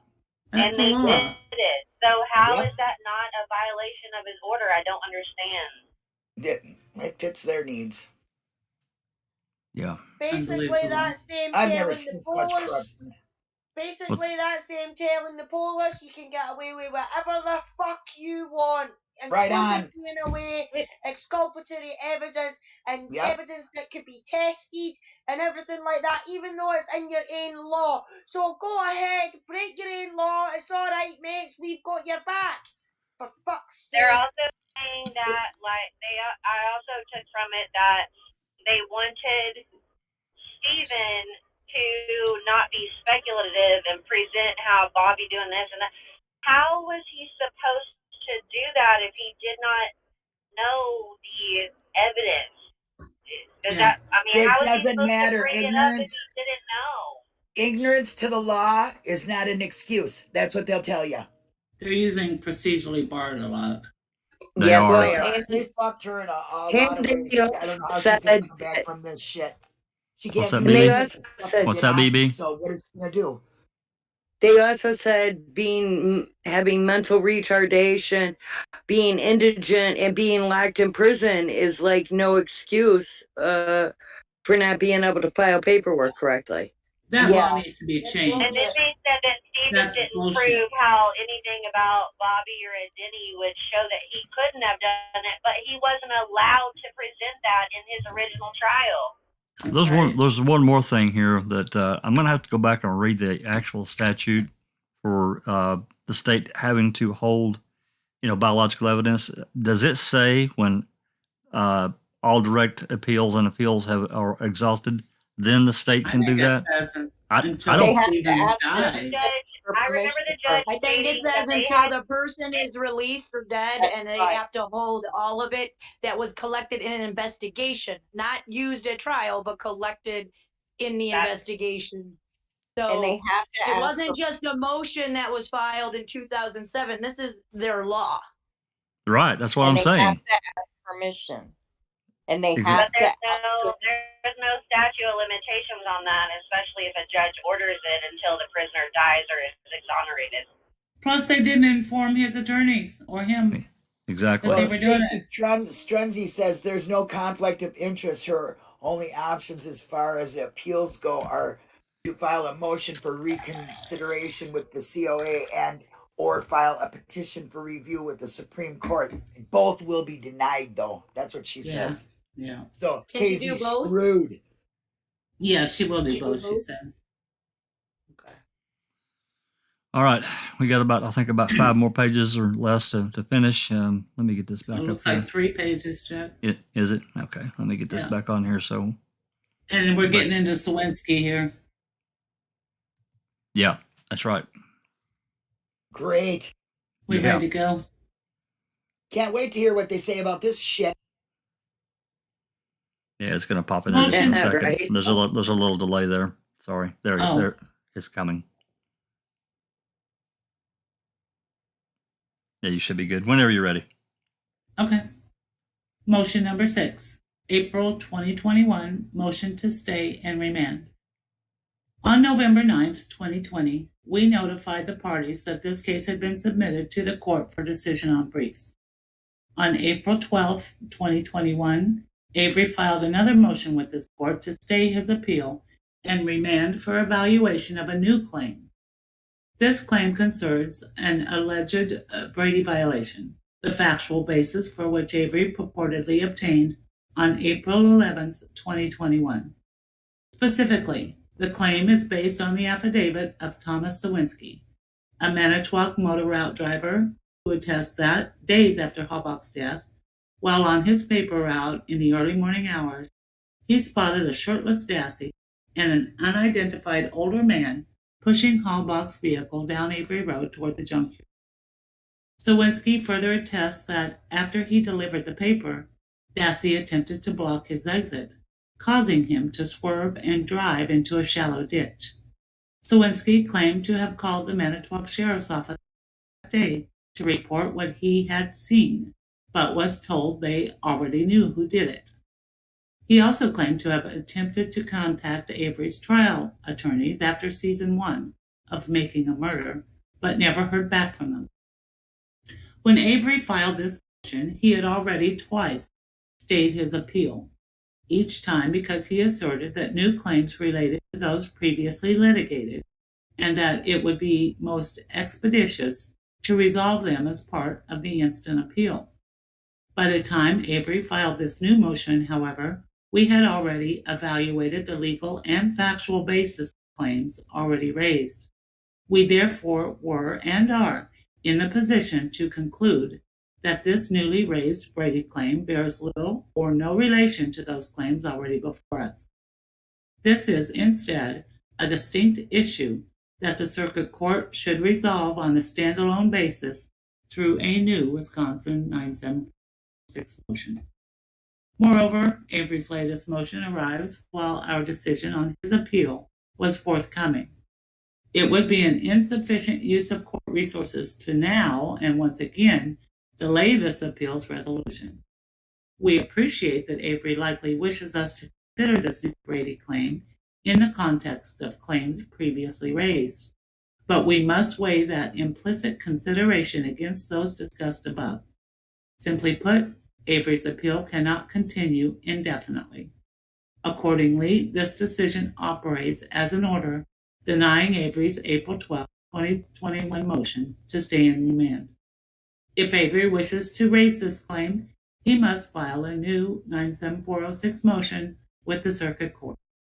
Pursuant to Escalona Naranjo, Avery will need to demonstrate why he could not have previously raised this claim, including in his June 2017 motion, before the merits can be reached. Conclusion. Avery raises a variety of alternative theories about who killed Halbach and how, but as the state correctly notes, a 97406 motion is not a vehicle to retry a case to a jury. A criminal defendant is constitutionally entitled as of right to a jury trial and, if convicted, a direct appeal. If he or she later seeks to collaterally attack the conviction on constitutional or jurisdictional grounds, a 97406 motion is appropriate. But key to any 97406 motion are sufficient, non-conclusory showing both as to why the issue was not raised in an earlier post-conviction proceeding and why the claim has facial merit. These requirements are not optional and cannot be met through broad conclusions by misstating evidence. We express no opinion as to who committed this crime. The jury has decided this question, and our review is confined to whether the claims before us entitle Avery to an evidentiary hearing.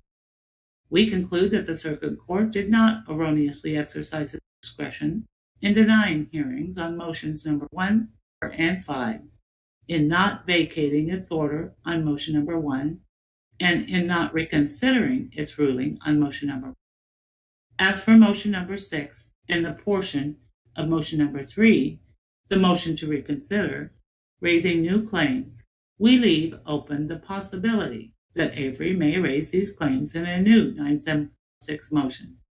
We remind Avery, however, that he will need to overcome the Escalona Naranjo procedural bar on these claims, which includes providing a sufficient reason for not raising them in his June 2017 motion. Moreover, Avery will need to satisfy the previously discussed specificity requirement before such claims may proceed to a hearing. By the court, orders affirmed. This opinion will not be published. Jesus Christ. Well, it's what we all figured would probably happen.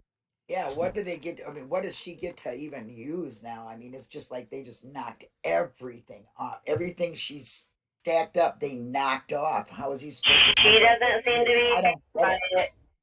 She said she appreciated the thoughtful review and them pointing out where Stephen Avery still has open doors. So she apparently was appreciative. What is she gonna say to him? Fuck you, you fuckers. The open door they're talking about is to file a completely new 97406 for issues that are weaker than the previous issues she already raised with the Bradys. There'd be no point in that. For what? So you can spend another 3 years to get shot down by the COA again? Exactly. Hell no. Exactly. It's like she has nothing to even. I don't understand this. I don't even know how they could even, the bones especially. How could they even think that that is okay? Yet they The don't bone, even the, know No, the, they and belong. the bones are a real problem for me. I Yeah, have a real, big I have, problem. I mean, you would think that the Hallbachs would want to know, but we know they don't care. They believe that, you know, they want closure. I guess I can't blame them on that. But how can they determine that when it says you're not supposed to give back any biological, you know, evidence at all? That's You even know, the part that Exactly. bothers Crazy. me the most about the giving it back. What bothers me the most is that both the circuit court and the Court of Appeals are just okay with the fact that they say even if it wasn't her bones. Like it's Right. okay Well, to what did they just do? give right. That, random Give them back bones that back. chicken Like bone? that's what I was talking about a minute ago, Nosy. What are they trying to say that they can just give back? They don't know what they are, but they just handed them back to the Hallbach because they requested some bones. Are you kidding me? They could be bones And to they a were totally human, different and they case. might not be Teresa Hallbacks if they didn't bother to find out if there That's was exactly right. right. That's exactly right. That's exactly right. What is there, a serial So killer? More people's bones there? I mean, let's get real. how is that legal on any level? Like It how? shouldn't have. What I took from it overall, and even though they didn't say it specifically about the bones, the overall gist of that whole opinion was, since Avery filed his pro se motion, anything that comes after that is no good, Exactly. including bones. No matter how the Exactly. bones are disposed of, it's irrelevant because he couldn't bring it up in a motion after the pro How se. can you He bring up didn't something you know. did not know that happened? That is wrong. They withheld that. Yeah. That is newly discovered. That is newly discovered. Yeah. Well, How so can you say that? here's the sad answer to that. So the bones were given back in 2011, and he filed his pro se in 2013. So in these idiot courts' minds, they're saying, "Hey, this document existed in 2011. You should have went and looked for it." Oh, they should look for it. He They shouldn't should. have had They're to not have supposed gone to and looked withhold for it. it. They should have contacted him to tell him that that they were That's returning the boat. Yeah. Exactly. Because Those because pages the in judge CASO. because as Stephen knew it, the judge said that evidence would be safe. So to his knowledge, that evidence would be sitting there for all of his appeals. Yep. They conveniently That's a don't violation. address that. Not at That's all. a violation. Taking it away from him without Well, telling him. they're basically saying that it's okay for them to violate their own statute. That's what she did, Literally. or what they did. Literally what they're saying, like verbatim what Yep. they're saying. That's right. Why Actually, make Yeah. the law at all then? Why Dude, make this that whole law at case all? needs to be moved. Actually, they didn't even take the time to understand what Eisenberg was testifying for, because they say that she changed her mind by trial and made them non-human. It They says did say that. that. That's right. Why even have that? And that's not true. That's right. She only testified about 8675. And it's Correct. clear if you read the testimony and the cross, and it is clear that's the only pile. It's the only pile that's mentioned in Trooper Austin's forensic report. And in my opinion, I believe that the prosecution and Mark Uyghur kept the location of those other quarry piles that had human bones in them from Eisenberg, Trooper Austin, and the defense on purpose, because they knew.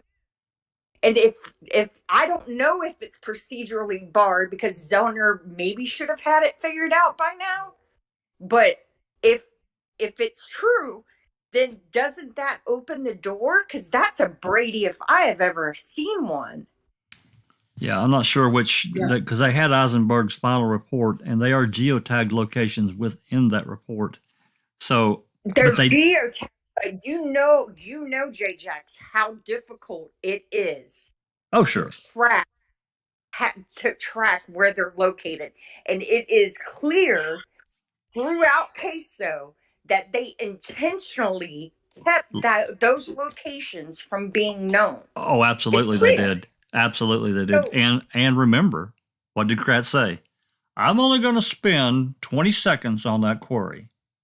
That's because right. he didn't want anyone's mind, any of the jury, going thinking, well, hell, if there's bones in the quarry, now what are you talking about all this stuff at the Avery salvage yard? And he knew Yeah. there was more human bones there That's than what they had told everybody about. that's right. That's So exactly how right. is that not hiding what is it that Brady is? It's not the job of the defense to seek, and it's not the prosecution's job to hide the evidence. That's right. Yep. That's exactly So, right. I mean, if that's not evidence of them playing, if that's not a Brady, I don't know what it is. But I don't know enough about the law to understand if it's already waived, if it's procedurally barred. I just it's actually, they're not a fact finding court. So how do they know? You know what I'm saying? And how is the state? How did the Court of Appeals not find the state at fault for just giving it away without notifying Stephen? How did they just not acknowledge that whatsoever? No, they blew right past it. It's like they only if she files like a motion for reconsideration, I mean, she would literally have to dumb it down and explain all of these things one by one. So I don't know what she's gonna do. Well, that's basically how they killed every one of her points. Was they basically tried to say, okay, she said this, but she didn't tell us why she said that. That's their only point throughout the whole opinion. And the sad thing is when I read it, I felt like I was reading something from Judge Flowers. It sounded like Judge Flowers to me. Or something Gilter wrote. That is the vibe I got, that it was coming directly from circuit court, like just being completely oblivious to anything she was saying. Yeah, but their own statute. There's a lot of trash talk about not having to sit for the bar in Wisconsin.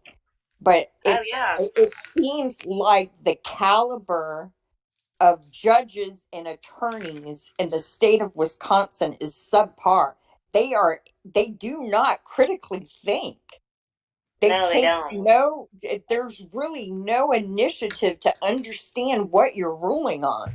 Oh, I think they critically think. I think there's just a way they can let this trial.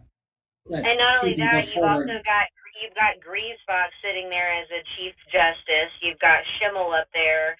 And it's not like these guys don't associate. And then you've got Evers appointing this douche that's leaving in 3 days. And then you'd be completely naive to think that they didn't all have a little meeting and talk about this case and how it would affect if you walked out of prison. Of course. And there's a whole attitude. We know they considered the public's response in this case because they added it in a note. That's right. Yep. They did.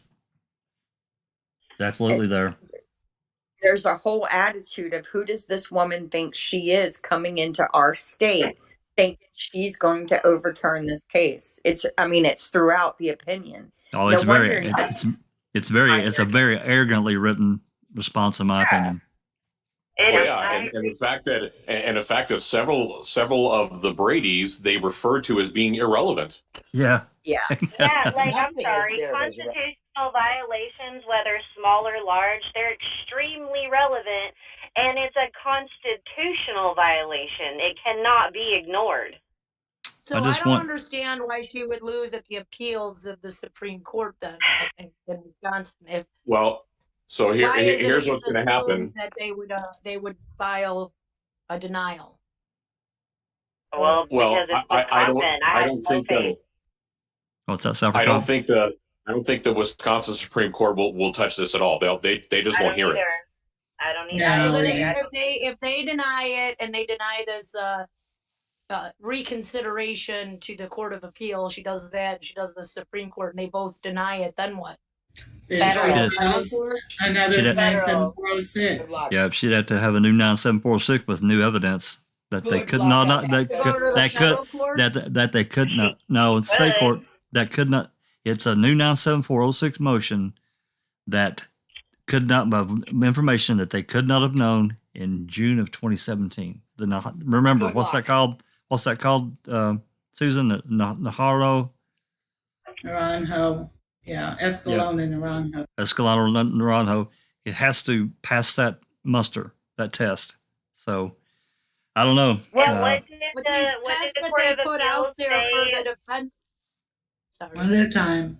Yeah, please, one at a time. What did the Court of Appeals say about if she were to file a new? Didn't they say that the lower court would be ordered to hear it or something like that? It was like towards the last 5 pages, I believe you read, Susan. I think they was- were just saying that it would be heard by through the circuit first. Well, That's, they would be that's ordered. procedure. They would be ordered Okay. to have a hearing unless it didn't meet the standards. So Right. what'll happen if Okay. it goes to the circuit court? They'll say it doesn't meet the standard. It Okay. has to be knowledge that could not have been known in the June 2017 974.06 motion. So that raises that's another bar. Or prior. Or Yeah. prior, yes, correct. So what new 9754321 can she file? Don't know. We don't know. I'm just curious guess as the to Winsky. why they put so much pressure on the defendant who was supposed to be innocent until proven guilty to meet all of these standards that the state themselves do not even need to meet half the time, like with the whole Denny thing and having a motive. The state doesn't have to have a motive to try you for murder, but Nope. for That's you right. to bring in a Denny as an innocent man You waiting have to for meet trial. wrong. You You have saw- to meet this you- motive that the you- state does not have to meet. You saw how many times that they said how many times they said who, what, when, where, and how. And Five motive, things. motive, I've heard motive. That's what I'm saying. motive, Who, what, motive. who, what, when, where, and how. And it raises the level of I thought what she do you didn't call- have to prove the who, what, when, where, and how. Only that there could be a who, what, when, and how that is other than Motive Stephen means Avery. opportunity. Well, That's what yeah, but it's motive evidence that points to it and Right. opportunity. Sure. Or whatever. direct evidence or Well- direct But that's connection. just for the Denny. They want all of these other things. What were you guys just saying? They need to meet all of these standards for this and for that and for this case and that case. How come they have to meet all these standards, but the fucking state don't? It's Because he's already bullshit. convicted. Like, he can do Now whatever he wants. he has the burden of proof on him because he is convicted. Yeah. Right. Right. 13th And Amendment. Never according to forget. them, Now, I mean, how do you change it? And they're still asking for motive now. I mean, does he really have to prove motive even now? No. When they never No. had to prove motive in the first place, why does he have to still prove all this motive? For Denny, Well, he has to it- prove. For Denny, he has to prove motive. So what about But the I thought- CD again? So they're saying Yeah. that What's that, Sunshine? what about the CD again? They're saying that the CD or the Villy CD was not needed for them to understand what was on the computer. Is that what y'all got Well, out of that? They're No, saying no. It didn't have any new information. Right. They're saying that the defense could have taken the 7 DVDs and arrived at the same information that's on the Veli CD. That's what they're saying. That they had the information, which technically And that is not true. Yeah. I mean, Yeah. I would agree with that. But they didn't have his final report, which that was only given by Belly. And they And they didn't get didn't that to address do that. They didn't have address his that. search terms that he used. correct. Well, so that's kind of the key to that thing. So the COA is quasi correct in saying that they could have come to the same informational conclusion that Belly did without it. However, they would not have known the actual search terms, parameters, Yeah. everything like that Belly used. Plus, they would have had his own determination and everything in his report. So that was still work product. So they're wrong in that sense. And they're Yeah. basically they're Did basically they provide the program that was used to open these discs? Because In as case- far as I remember, they in had case two. some other discs that needed a program. in case 2 was the encryption Yeah. method. I mean, Yeah, but all the court's going to say on that is they had all they'll say is they had access to the program. They could have gotten it. Yeah. Probably, yeah. what pisses me off about the whole thing is that they keep going on that Stephen can't go back to this motion and that motion and this motion and that motion, but they are allowed to go back to this 2017 motion when Stephen didn't even have any fucking legal counsel or anything like that. So he was doing it all himself. And he was probably getting turned down left, right, and centre, saying either like we do, like, oh, there's no information on that, or we can't release that, or you know what I mean? But they keep going back. Why So can't he file ineffective counsel on himself if he can do it to the lawyers? Because they say Well, I that's think not. she did. Yeah, She did. That was part of her motion, and what the circuit court is basically saying is you can't use the fact that you're an idiot as an excuse for not finding all this information. That's That's why what they they're say saying. it's, But you can it's use well the fact that your established. lawyer's an idiot and he's actually trained in law, Here's but you can't do it the same as yourself. That's no sense. Here's an interesting comment from in the comments. Little Jenny B. I live a block away from the courthouse. SA trial took place. I lived through this at the time. From the time this was investigated until right now, there was zero chance this would end differently. I can't disagree. I can't disagree with that comment at all. Because, I mean, to me, I guess I've been looking at all this stuff for so long. I see the manipulations and the misrepresentations and the things that was exposed to the public and the things that were withheld. And there's no doubt that the public did have an effect. The media did have an effect, and how the jury pool was, manipulated. I mean, I think everyone. I Yep. just reread the voir dire for Stephen Avery's trial. Oh yeah. And so many people believed they were guilty because of Brendan's confession. They could not, and they got on the jury. These people. Yep. Now So we remember if you reading. can't have a jury make if you can't have a juror who can understand that false confessions do exist, that how are they ever going to set that aside, whether Brendan testified or not? Well, that was something that Fallon played on. Who would confess to something if they didn't do it? It's like he's trying to play this off to the regular person that doesn't get him. Or let's just take Brendan. We've talked about Brendan a lot in the last couple of months, and we need to continue to talk about it because you have a kid. I just look at his statements. We just read through recently. He had this kid that's being coerced before the tape gets rolling, and then during the tape, they're discussing blah blah blah. And I'm sure they say, "Oh well, we're going to turn on the tape recorder now. It's going to be recorded, just so you know." Give him fair warning, and then he goes through all this process of this terrible crime, and then after X amount of time, he comes up and says, "Hey guys, is this going to take a lot longer? Well, why? Well, I need to get back to the 6th period. I got a project to turn in." What? How can an investigator say? How can he accept the fact that this kid has just admitted to all this terrible, terrible things, but he has no? It doesn't affect him at all.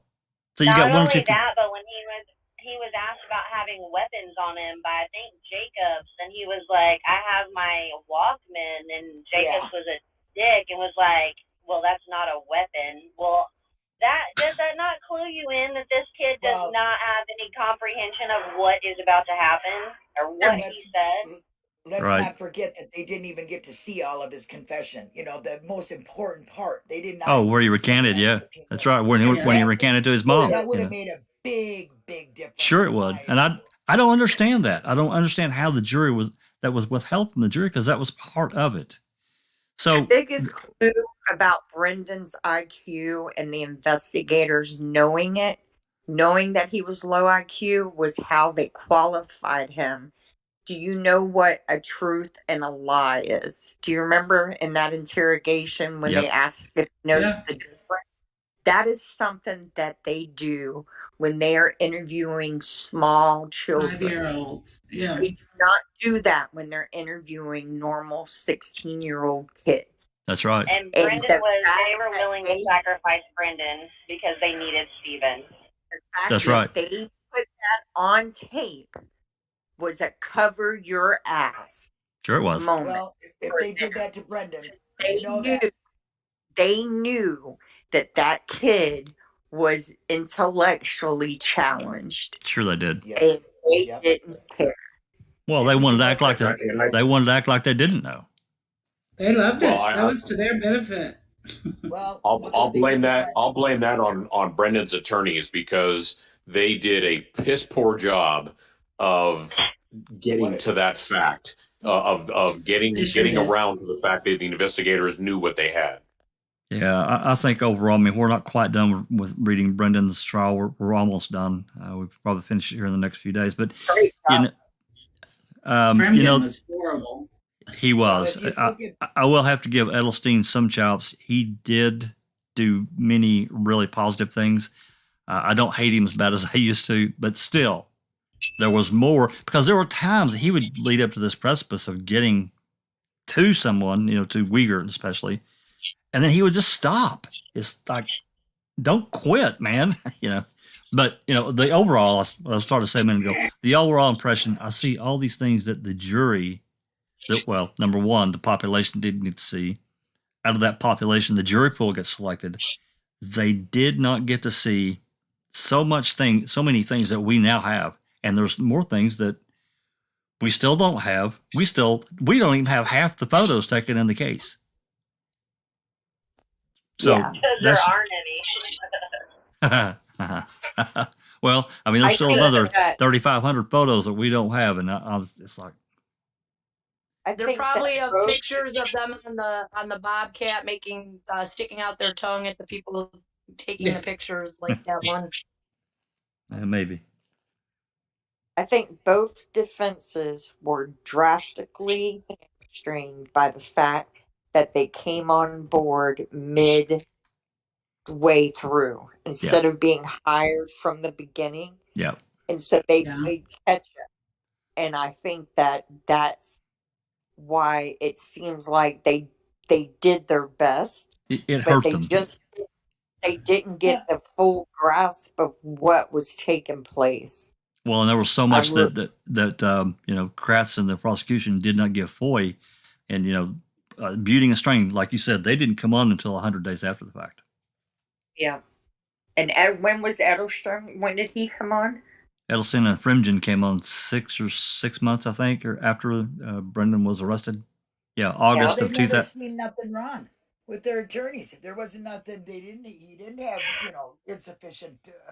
Well, counsel. you know, that goes So, back to the May lost 13th three. interrogation. You know, that whole setup on Brendan to get to Stephen, that's everything that was about to find that dust-free bullet that wasn't there in earlier pictures.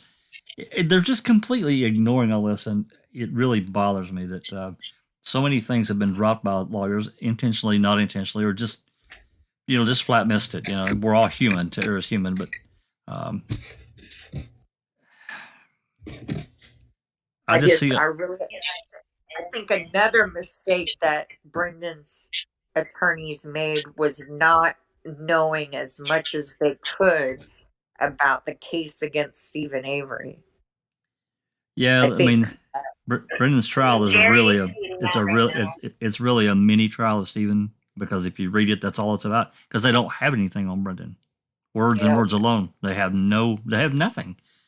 And I think it's terrible. Well, them words are good enough for them to keep them in prison.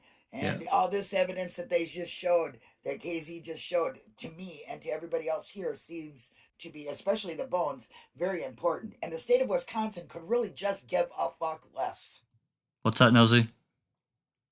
Jerry said, the court said while CD showing Bobby's gruesome porn searches could show motive to kill TH, a direct connection of BD to crime was missing. But court said new witness who saw BD pushing the RAV might provide a connection to him, another suspect. That can be raised in a new motion. Yeah, that's what they basically said. I would not even. I wouldn't have that at all. I agree with you, Saber. I would not go that route. I agree with you. Well, they're going to have a phone call record, in my opinion. What do you guys think? I mean, yeah, I would agree. I think they need to have contact with Bobby and Teresa prior to her death. They have to establish, if they can establish somehow some type of communication between Bobby and Teresa that day that might meet the bar. Remember during one of the 100 questions or one of the Q&A? Because she said that there was some kind of telephone, not telephone, non-telephonic communication. Yep. So why didn't she bring that into her motion if it was there though? I mean, she should have. Just going to use it now. Can she though, or will it be procedurally barred? I don't know. No, it'll be procedurally barred because she knew it beforehand. Well, she might. Well, she might not have known it Might prior. not be if it's not past the time limit. That's She has right. a certain amount of time. She might not have known it during the June 2017 post conviction relief. If she didn't know it at that time, then she can use it in a new Doesn't 974 she have to? motion. Didn't they say she had to respond within 30 days? She has to prove that she didn't know it too, right? I guess I should probably suppose so, because you can't just How do you say prove things. you don't know something? Well, she'd have to provide something dated, that when she found the information out. So, I'm really irritated overall about the bones issue because they have completely ignored, as best I can tell, I'm not a lawyer, what the statute says. It doesn't say when appeals are they think that the appeals are all done. It says until the defendant dies or their sentence is served and they're released. Then biological material can be released. And then to go on to say, these might or might not be Teresa's bones, but they're going to give them back to the Hallbox anyway because they requested them. It's the first I've ever heard about the Hallbox requesting bones in 2011. First I've heard anything about it. And go ahead. When will one of these reporters go to the Hallbox and be like, so how do you feel about getting bones that are not even your daughter's? Potentially. Never, not even they won't. I'll do it. They won't. That's No, funny. they won't. You're out, Cybercop. They won't do it. No way. Mm-mm. So I've got several issues with that. Because that's basically what they've proven here is that the court, the state gave back bones that are not proven to be your daughter's. And we're telling you that right now in all of these motions and appeals. So I don't understand why they are more outraged by that. It says that they're saying that Eisenberg testified that they were not human. She had to walk that back, though, if I remember on cross. But this evidence of them putting out human bones, where it says human only on their evidence ledgers, then impeaches her testimony, does it not? Well, no, it doesn't impeach her testimony because she never testified about them. The court's not understanding what it was she was testifying about. That's right. They failed to grasp what was being discussed during that part of her testimony. I agree. I totally agree with that. And it's clearly in her report that they were human. It goes back to what I mean. I don't know. So does this mean is it done? Are the bones done, or can she try and get a higher court to understand exactly what happened with them? That might be a motion. She'll do that when she appeals this decision. I was going to say she might file a motion for reconsideration based on and give her reasons outlining and exactly what we've been talking about. But again, I'm not a lawyer, but hopefully one of the lawyers can help us out here, or one of the several lawyers that. Well, they might. Well, she can file a motion for reconsideration. I think it would be a stupid thing to do because that opinion, the way it was written, the tone and the language used is basically saying, for all intents and purposes, fuck you, Zellner. So basically, you're all from my perspective, it's a valid step. You can do it, but she's going to be wasting another 6 months of her time to file something that they're going to sit on and then deny. Possibly more. Yeah, I would rather her need to have it on the record. She needs to address what they glossed over, ignored. No, she doesn't have to do for reconsideration. That's She could go directly to the Supreme Court at this point, but who knows? I wish she could just skip this whole fucking thing and go right to federal, but she can't. Yeah, me too. Me too. I think we So should she all can just go to keep federal digging if she's and gotta collecting go and through all these finding. other. Oops. Sorry. Nosy, go ahead. Sorry. Oh, I didn't hear you. Sorry, my bad. I just said we should all just keep digging and collecting new evidence, keep looking for it, because there's still going to be some out there that we don't know about. Oh, I know there Exactly. is. I know there is, which is a good reminder. Those that are comfortable with writing FOIAs, please do so. I've just had one approved that should possibly prove fruitful. Hopefully, get that information soon and get it out to the Is there an masses. updated list of wish lists I'm sorry. for the FOIA? Say that again. Is there an updated FOIA wish list? Oh gosh, I haven't seen one in a while. I'm sure Okay. someone probably has one written, but I haven't. But the one that I'm going to be receiving soon should prove fruitful in some things that we don't have in that may have been approved that we have not been made public. So we'll see. I don't know that. I'm excited. That gives us something positive happening today.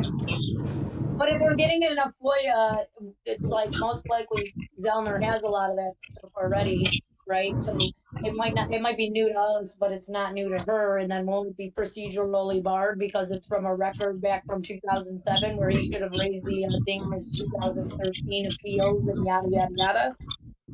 Possibly. It depends on what it shows. The problem when a case is fabricated is that it's all false. So we're looking for the one piece that can bring the whole thing down. And it's interesting. It's interesting that with FOIAs and getting new information, even if that information that you get may not be viable, it can lead you to another piece that is. That's right. Nosy, you have a lot of background noise. Oh yeah, you know I do. you do. Yeah. Okay. Thank you. Thank you. So one thing to bear in mind, obviously I'm kind of like I don't know if you want to call me the voice of pessimism. I know it's exciting to go out and try to find this stuff, but all the brief and the motions that Zellner have filed were, from my perspective, pretty damn powerful. I mean, there was stuff in there that should have overturned just about any case on earth. I agree. And it didn't work. So I've said this a number of times, and I think it's the ground that I'm going to die on. The only thing that's going to turn this case around is somebody talking. Somebody from the inner circle has to break. That's the only thing that's going to work. And you're gonna have to give them a motivation to do so. $100,000. Well, these people don't care about We need to catch them doing something else wrong, in my opinion. That's right. Yeah. Or catch them in this case doing something wrong that they're not going to be able to lie their way out of. See, I thought that was the bones. I think the bones issue is a real. That's a real problem for me. I have a real problem with the city to develop. Are dead. I don't think they're dead. I don't see how it can be, because that's a direct violation of their own statute. It's theirs. They wrote it. Not only that, it's a Brady. It's a Brady violation on how they strategically hid, not only from the defense, not only from the public, but from their own anthropologist, the location of these bones. Because I can't see where Eisenberg knew where those human bones came from. Because if you look at the tags she was given, it just said from tag collected blah, and on the red tag, I don't know exactly what it says, but it says the Avery property. So she's not going to put GPS coordinates in her thing. She's depending upon Wiegert and investigators telling her that these are coming from a debris pile somewhere else. So Yeah, the reason. Yeah, go ahead. Go ahead. No, go ahead. No, The reason she said that the burn pit was the primary burn site is because that's where the most of the bones were. If she had known that all those other tag numbers with bones had come from other burn sites, I don't think she would have said that on the stand. I don't believe she would have risked her reputation Yeah, by can you saying Oh, that. I think she can you would have. imagine that? I think she would have. Can you imagine if that Sipple call had been played November 9th, 2005, when he called I can't think of his name, Oh the yeah, captain there. He called Rush. Yeah, Rush. And he says, hey, I'm out here at the quarry and I've got 2 5-gallon buckets of bones. Man, I need some help. Basically, that's what he's saying. I need 60 or 70, 80 people out here to help me scour this quarry site because we got bones basically everywhere. It's interesting you bring that call up. I was listening to it the other day and I wanted to try and ask somebody.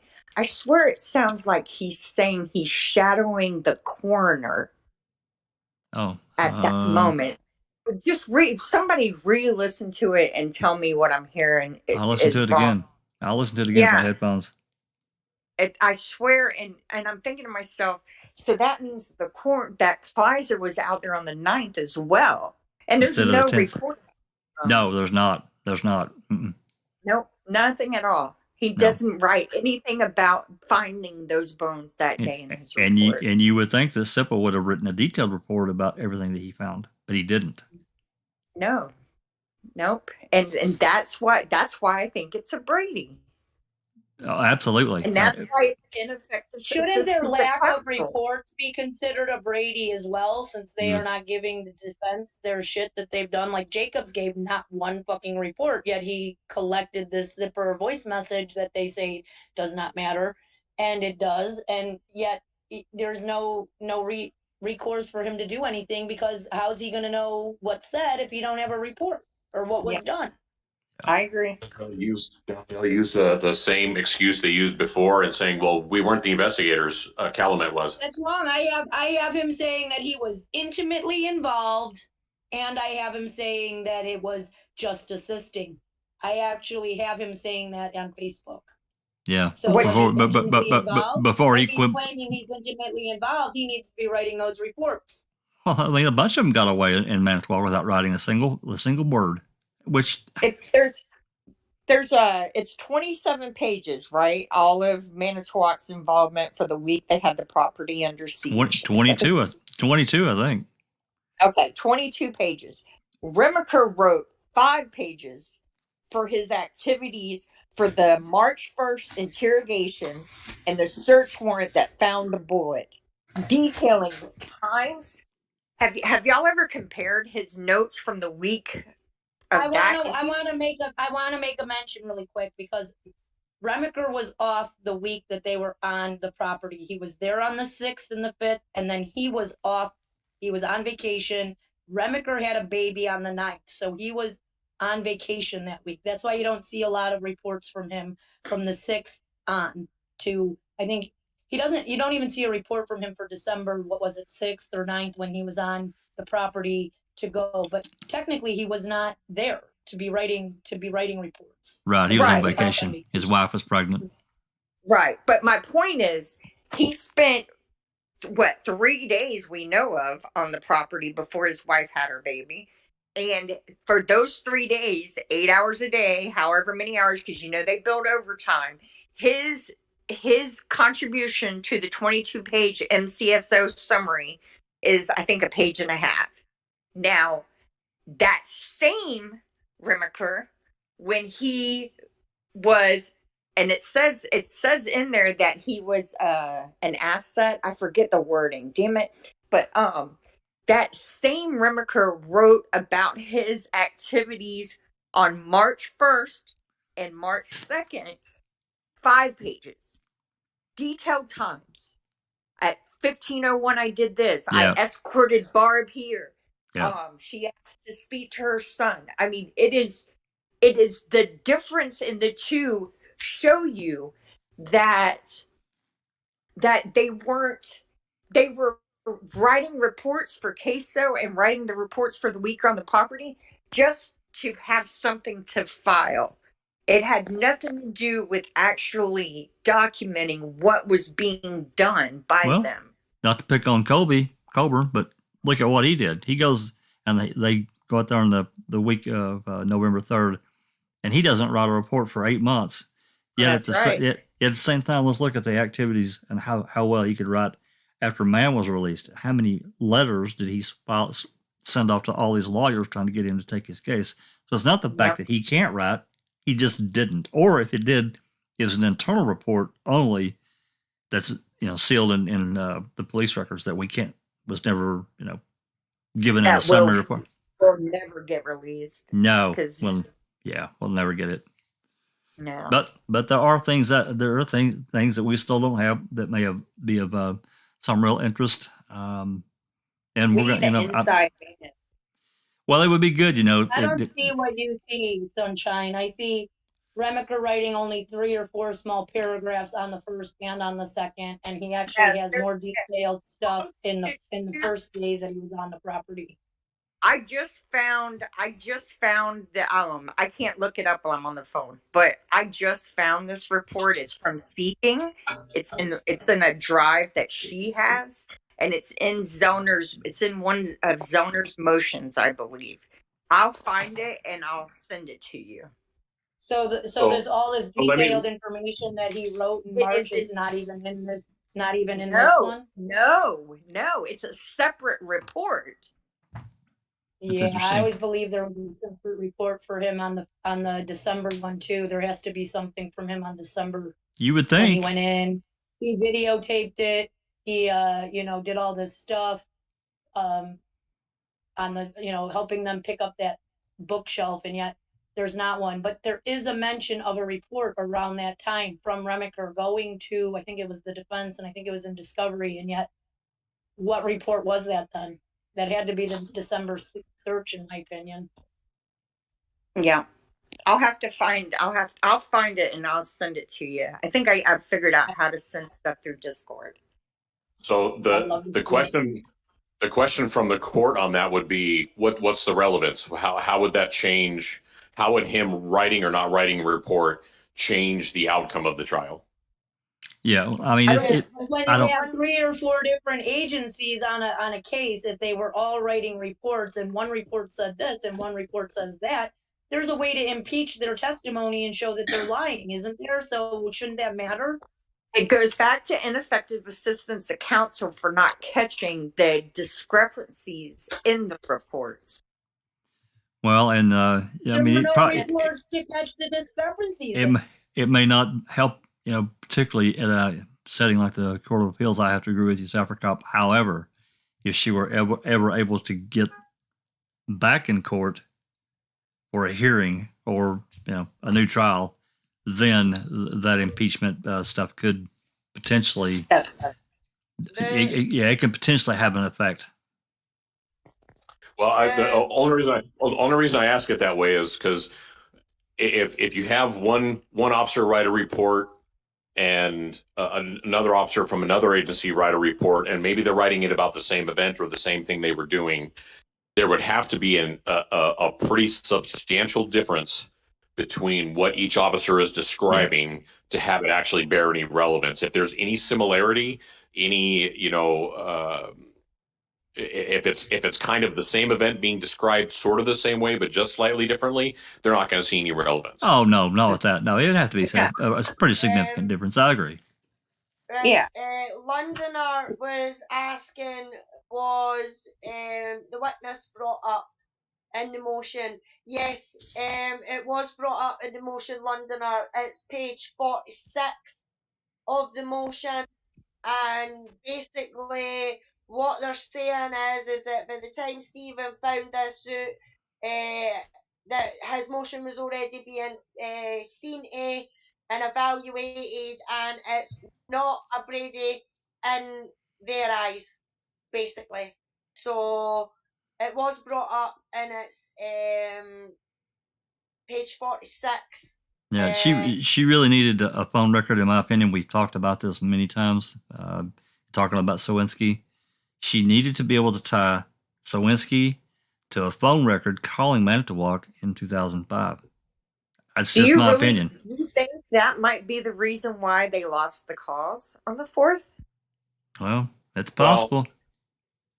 So if you think of that in terms of a Brady violation, there was Brady violations in the motion that are 1,000 times stronger than that one, and they killed it. So Yeah. it's to me, it would feel like a dead end for her to try to do a completely new 97406 for that. I think it's too weak.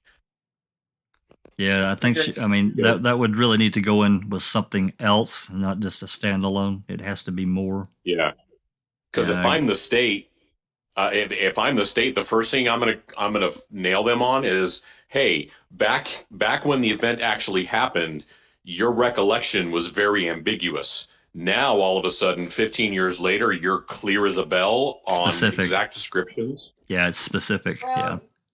Jerry Butin is saying Avery can appeal this decision higher up and also file new motion in trial court. Interesting. Well, she may do that. It'll be interesting. It will be interesting to see which direction, she takes the case. There may be information that she's gleaned, that she didn't know in 2017 that's not been included. So I don't know. We'll see. This is disappointing, but again, I'm not shocked that they denied it. I wanted them to, let her have her hearing, but I'm not shocked. I'm with you, Safarkov. Yeah. It doesn't surprise me. No, me either, unfortunately. Yeah. I was hopeful, but I wasn't foolish. Yeah, well, you want to be hopeful in these things. No, go ahead. I'm sorry. I'm rattling on her. No, so am I. You got to remember what she said in Making a Murderer. She said she's not expecting a warm welcome in the state of Wisconsin, but she's just going to keep on knocking on the door. So Zellner is not green or was not surprised by any of this, I believe. You've seen Dreamkiller, right? Yes. Did you see the extra little thing that Zellner did talking about what they did to her in the state of Missouri? No. What? Oh my God! Oh, they went after her. They tried to get her They tried to get her bar card stripped. There were a number of things that they tried to do to get her off that case. So I got into it with a guilter the other day on Reddit, and they were talking about Zellner having all these what's it called when they make complaints against you for tort to the bar. So I actually wrote the bar and asked them if there was any complaints filed against her, and there is an actual website where you can go, but I wanted to hear it from them to make sure that what I was reading was correct. And unless there is something listed on there, yes, people can complain, but the bar has never sanctioned her. Her license has never been sanctioned, ever. I didn't think so. Yeah. So the state that would have surprised me. Yeah. She's pretty smart, Cookie. And she's tough, and she's not afraid to challenge the state's position, and I think she will continue to do that. So. Yeah, well, she's an older woman in what was predominantly a male field when she began. Oh yeah, and she has risen to the top. She's badass. So she didn't get there. That's right. She didn't get there by being a cream puff. That's right. Nope. She is. She's smart. We've all seen her in action, and I continue to believe that she will prevail. Yeah, it's just like time. It's going to take time. This is a long-term thing, and I realized that relatively early on. I guess everybody saw Making a Murderer, and we thought, God, how can this possibly have happened? But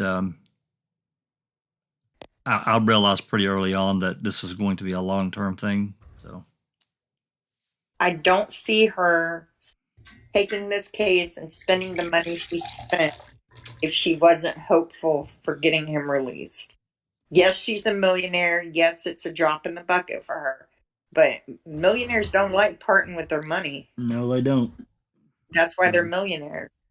That's right. They want a return on that investment.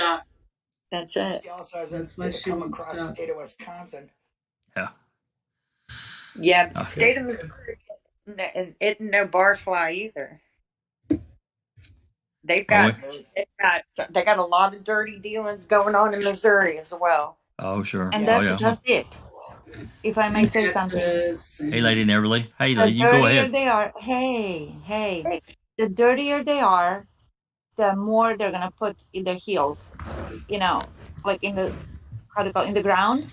And Digging short of their heels. Teresa showing up in the court and say, I'm okay, you know what I mean?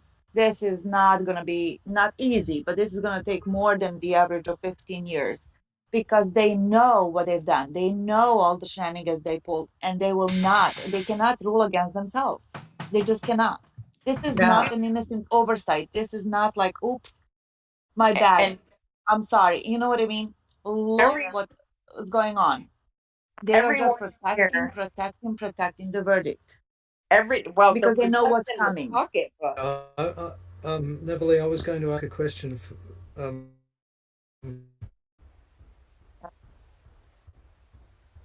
We've lost you. You. Oh, And by okay. protecting the verdict, yeah, that's what I meant. Neverly was Yeah.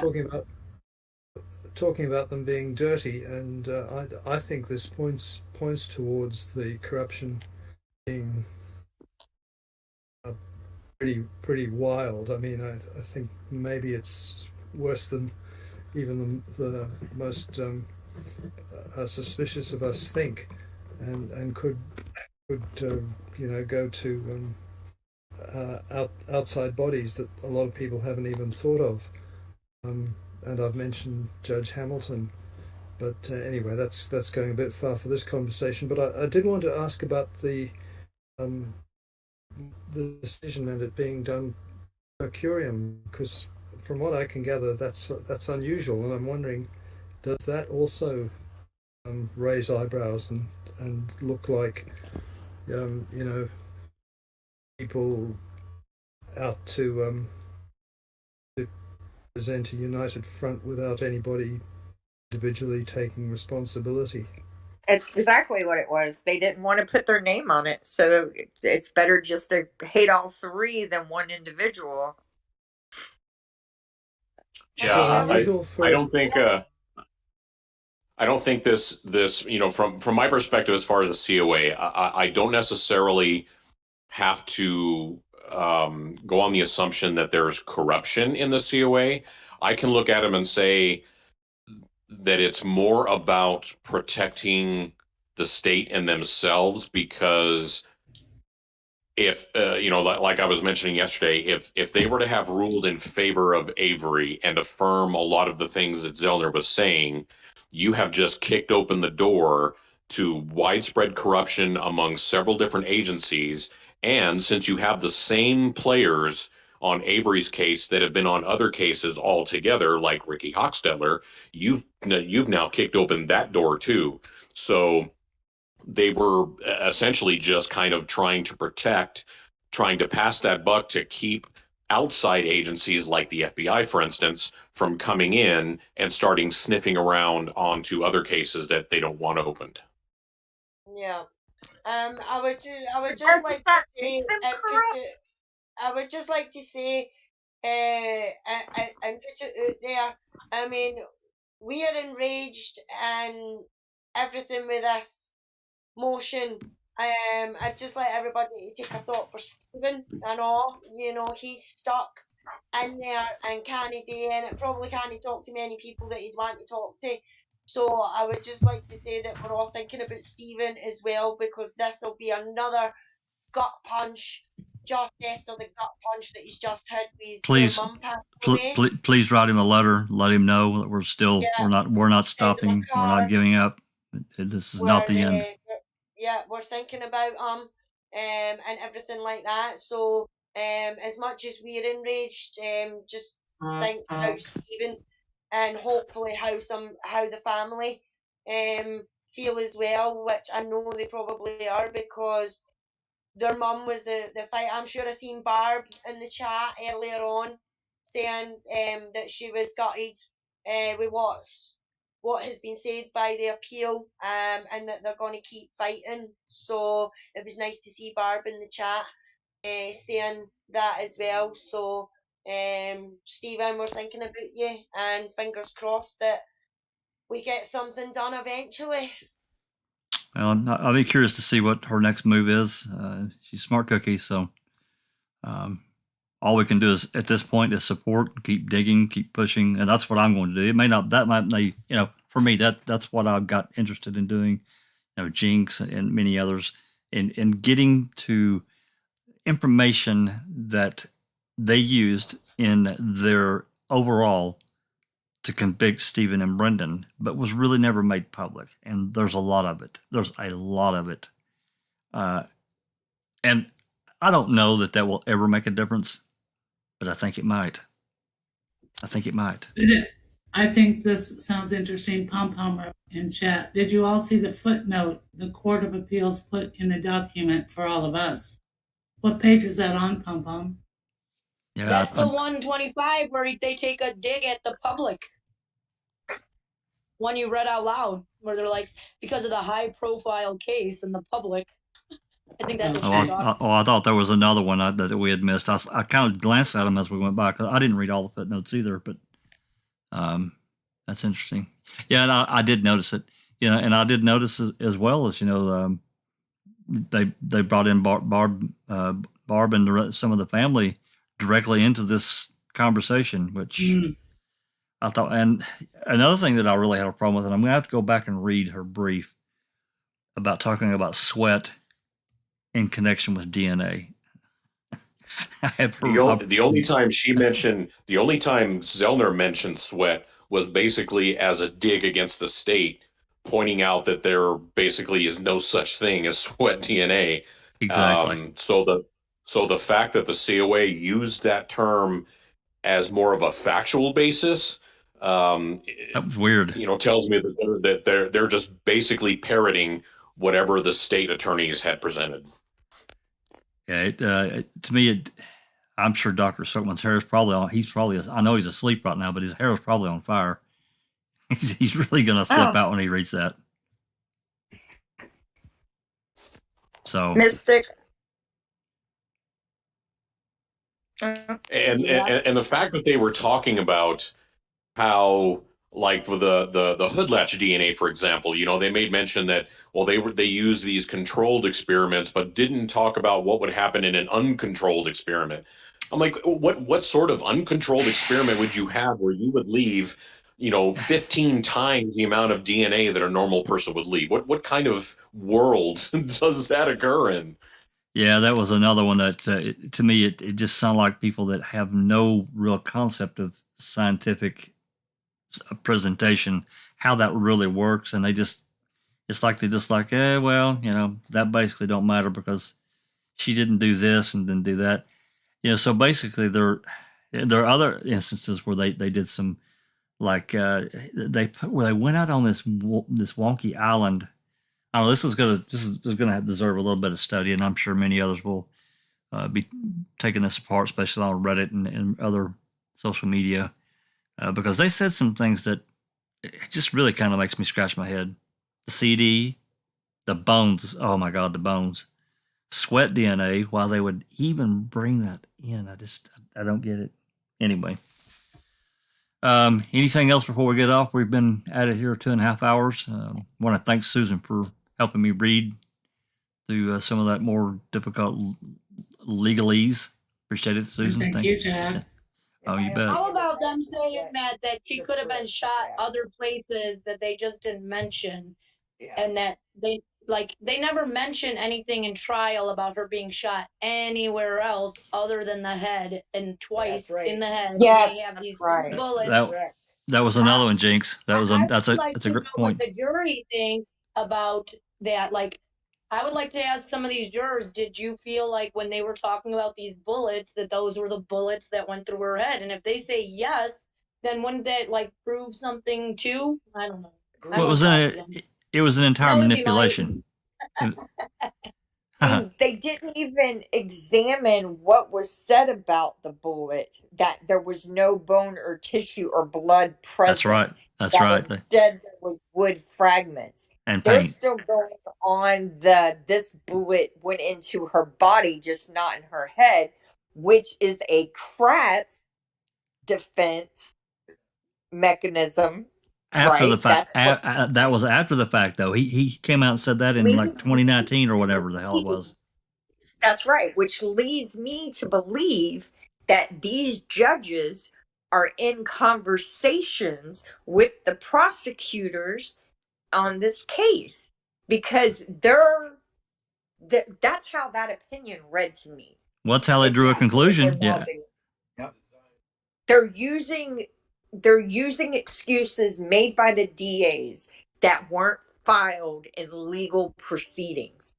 They're using excuses that were made in the media to the public, and that's not their job. I agree. Right. They're supposed to analyze what's been given to them and make a conclusion. And they're not a fact-finding court. How No. many times have we heard that? I've heard that from the beginning. That they don't. They're not a fact-finding court, but they're That's right. doing the same thing she did. That's They're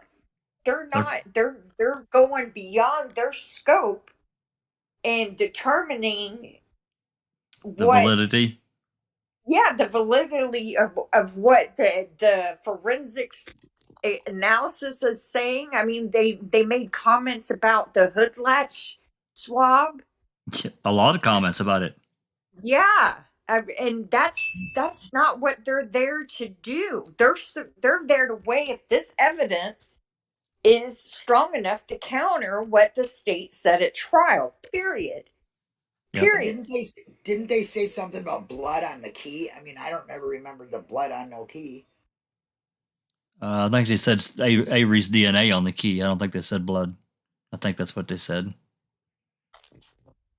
I think they said, yeah, I'm pretty sure that they were talking about Avery's DNA on the key and blood in the RAV. Yeah, they tried to make it sound like Zellner didn't explain to them how it could not have been a key that Teresa was using. That's right. Which is absolutely idiotic to me because none of her DNA is on it. So that's right. Really? Yeah, that was pretty bad. I know that there's those of us who don't think they're corrupt, but I have to disagree with that because I feel like they've been in conversations with the prosecutors on this case. Well, it feels it feels manipulated. Yes, right? I feel like that, and I know that they're going to be biased for the state regardless. But right, you would think someone there would be genuinely interested enough to see if this man is in fact innocent to take a look at the case.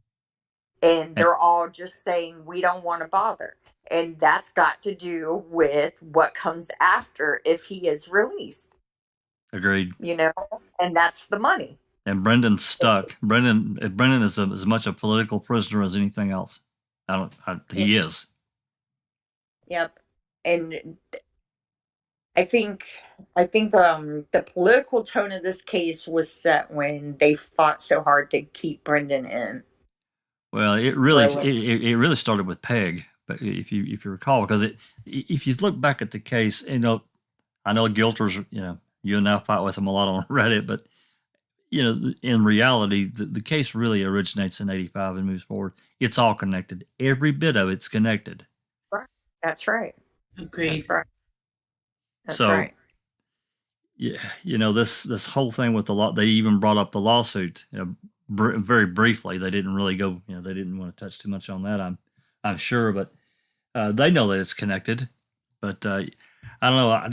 The more I sit here and think about it, and we've discussed the way that this thing is written, I just get such a really bad feeling about who really is the author. I don't know about corruption. You may be right. I'm not going to say you're wrong, Sunshine. But political pressure, I guess we can drive it down. They could get pressured into making decisions that seem corrupt or may even be headed to that direction, but for their own survival. You know what I'm saying? You get what I know. You get what I'm saying. Yeah, or believe. If you're doing anything that in your heart you feel isn't the right thing to do to protect your job Position. or your position, Yeah. then Your state. Yep. Then you're not acting in the interest of justice, because justice is supposed to be blind. I agree. I agree. 100%. You're 100% with you. Yeah, you're right. Well, I would call that corruption.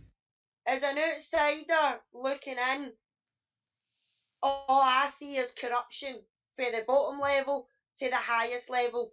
Yeah. And it's a good perspective, Alice. picking it up like that, how many others are picking it up like that as well? And it's no making Wisconsin look good at all whatsoever. It's basically, to me, it's basically saying the cops can get away with setting people up and planting evidence and everything like that, and don't worry mates, we've got your back because nothing will happen to you. And that's an outsider looking in, because I'm from the UK, so and all I can see is corruption.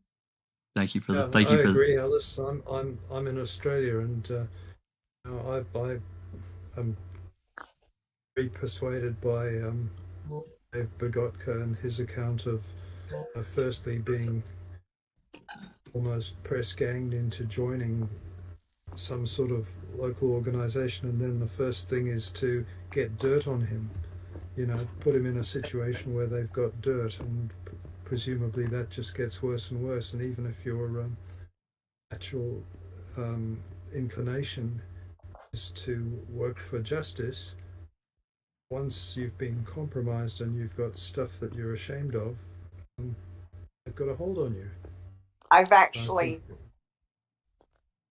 agree. I've actually hypothesized that perhaps they may have had something on Buting or Strang which allowed them to keep them reined in during Stephen's trial.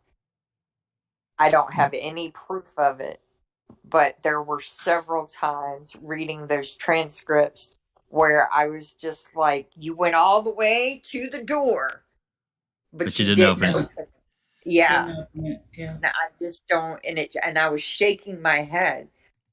And we don't know what they speak so often of the phone conferences, and you don't know what all was in the gentleman's agreement. But I feel like they just they were afraid to stick the knife in.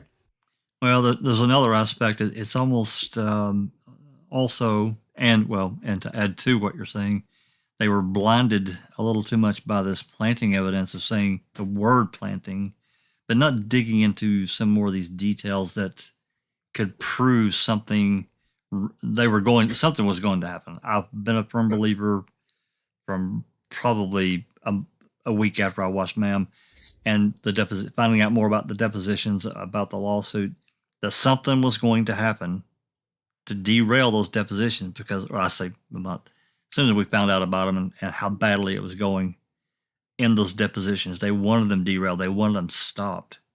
And I think something was going to happen, and this literally fell in their lap. Yeah. What an amazing stroke of luck.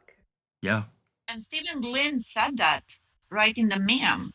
Yes. First one, he said, Stephen, I warned him, and I told him, you got to be careful. If you go after them, they may pin you for even something bigger. Yep. Like murder. And boom. Yep. He got a target put on his back the day that they filed that lawsuit. I'm sure of it. More like forehead. Yeah. Yeah, forehead. Yeah, you're right. And Couchet tells you exactly what his plan is when that lawsuit happens and he gets deposed. Can DNA evidence be fabricated? Yes. Oh, the pencil. Yeah. He was, his deposition is really special. I was thankful he said that. As disgusting as it was, I was thankful, because it's like, thank you for letting us know what's happening, He directly admitted it. Yeah, he did. Okay. Is there anything else before we go? We've had a lot of great conversation. I'm disappointed, like the rest of us. Oh my gosh, are we still live? We are. We've been live. 2 hours and 43 minutes. Okay. Yeah. Wow. Yep. And we got, looks like Jeff Jones is here. Thanks for coming in. And, many others have joined us here on the open mic. Hey, Yoris. I'm just coming in. Hey, Yoris, you slipped in the door. Yeah, I just did. I was on pulse. Well,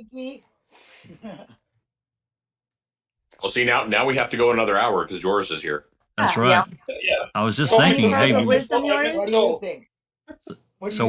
What do you think, Yoris? I think it's all a bunch of double standards in Wisconsin. I mean, the burden of proof they put on Stephen to prove everything in this motion, like where, when, how high, and where you got to jump. I don't get it. And the state itself can make up a story with all kinds of jump to conclusions fantasy. Sorry, I had one beer, so I might talk gibberish. That's okay. Go ahead and crack open another one. It was just your birthday. You're entitled, man. It's okay. Yeah. Well, how with that? Just drink some for me. Yeah, I bought them just for to celebrate today. Yeah, it's a little early to be cracking. I mean, I guess you could, but it's a little early, really, to be cracking a beer here. Yeah, so you'll have to. It's 6:30 over here, so. Oh yeah, you're good. You'll have to drink for us, but we appreciate it. Yeah. So yeah, here we are. So what's going to happen now? Well, we don't know. We don't know which direction she'll go. I'm sure she's probably considered it. When she filed, probably even before she filed it, because she's a chess player. So. Well, I'm quite sure that I'm quite sure KZ already knew what this decision was going to to be. Yeah. She's a lot smart. She's a lot smarter than I am. So she kind of hinted at it. Yeah. At the Ed Dunstan video, she kind of like, oh yeah, that's a very good argument to be made that is procedurally barred, and then this case goes into dead water, blah blah blah. So, yeah. I wonder what she meant by her latest tweet saying, "Thank you for showing us what avenues we have left." I'm curious to see what her brain is thinking. I think that was a dig. I think that was a kind of a flipping the finger to the COA. That's her controlled rage. That's her controlled rage that she's talking about. Yeah, there you go. Too. Yeah. I just want to say, Tracy Sunstreet did say she was going to do a live later today, and she has, she's more knowledgeable in the law stuff. Yeah. So if anybody wants to check that out, she's what is she? Injustice. Scales of Injustice on YouTube. If you want to go subscribe to her or whatever. So, thanks. Just let you guys know. Yep. I always enjoy her analysis. It's always much less controversial than ours. She dumps it down for all of us. Well, I mean, she's smarter. She's smart and knows the legal end of it. So we don't. She's very realistic. Yeah, and she explains it very well. So that even I can understand it.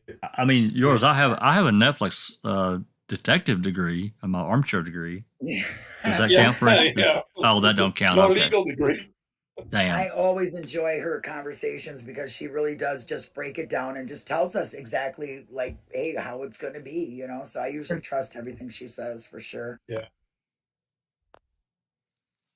Can somebody link her channel in the chat? I will give it to you. Yeah, I don't have her. Somebody can. I'm getting it now. My computer's slow. I don't know. Well, who can send it? I'll send it to Susan. I'll get the. I said I'm getting it now. Oh, okay. Linda's getting it. I'll get the document. I'll get the source document of today linked in the description. I'm sorry. It's already in the chat. I'll put it in the chat. Good go. Oh, there you go. So, if there's anything else, anybody else got anything before we take off? We're pushing 3 hours. I don't want to keep people any longer than we need to be here. It's been a great discussion. Don't get me wrong. I enjoy it, but we have to come down. We have to gather ourselves back up off the floor and push forward. Yep. let's just For keep you. like that with Steven today, you know, and hope that KZ gets, hey, does what she does best. You know, we have to have faith in her. So thanks, Jax and Susan, for reading. Absolutely. Yeah. You're welcome. Anything else? I think we have to stay on the positive side because something happened in the case and we can now move forward. Although it's not the thing we wanted, but, you know, crack on. We have to, that's Crack right. on. Crack on. We have to deal with it and move and crack on. Exactly right. Yeah. We're not Stay ready positive. Hurry yet. up and wait. Stay positive. We're not done. Yeah. Onward towards freedom. Exactly. Well, I'd like to thank everybody that joined us here on Discord. Sunshine, I haven't seen you a lot around the other places, but really haven't had a chance to really speak with you. Really appreciate your thoughts and opinions. Everyone, Cop, Nerly, I'm not gonna name everyone, but really appreciate it, and for the support for Foul Play and all of our different projects and things that we do. Mystic Jinx, she just started her own thing and on her channel, and we're going to fully support her. Go subscribe and give her some love. And anyway, I'm going to end it right there. We'll catch you. This is a special edition of Open Mic. The regular Open Mic we'll do this coming Sunday as usual. Until then, this has been a Foul Play production.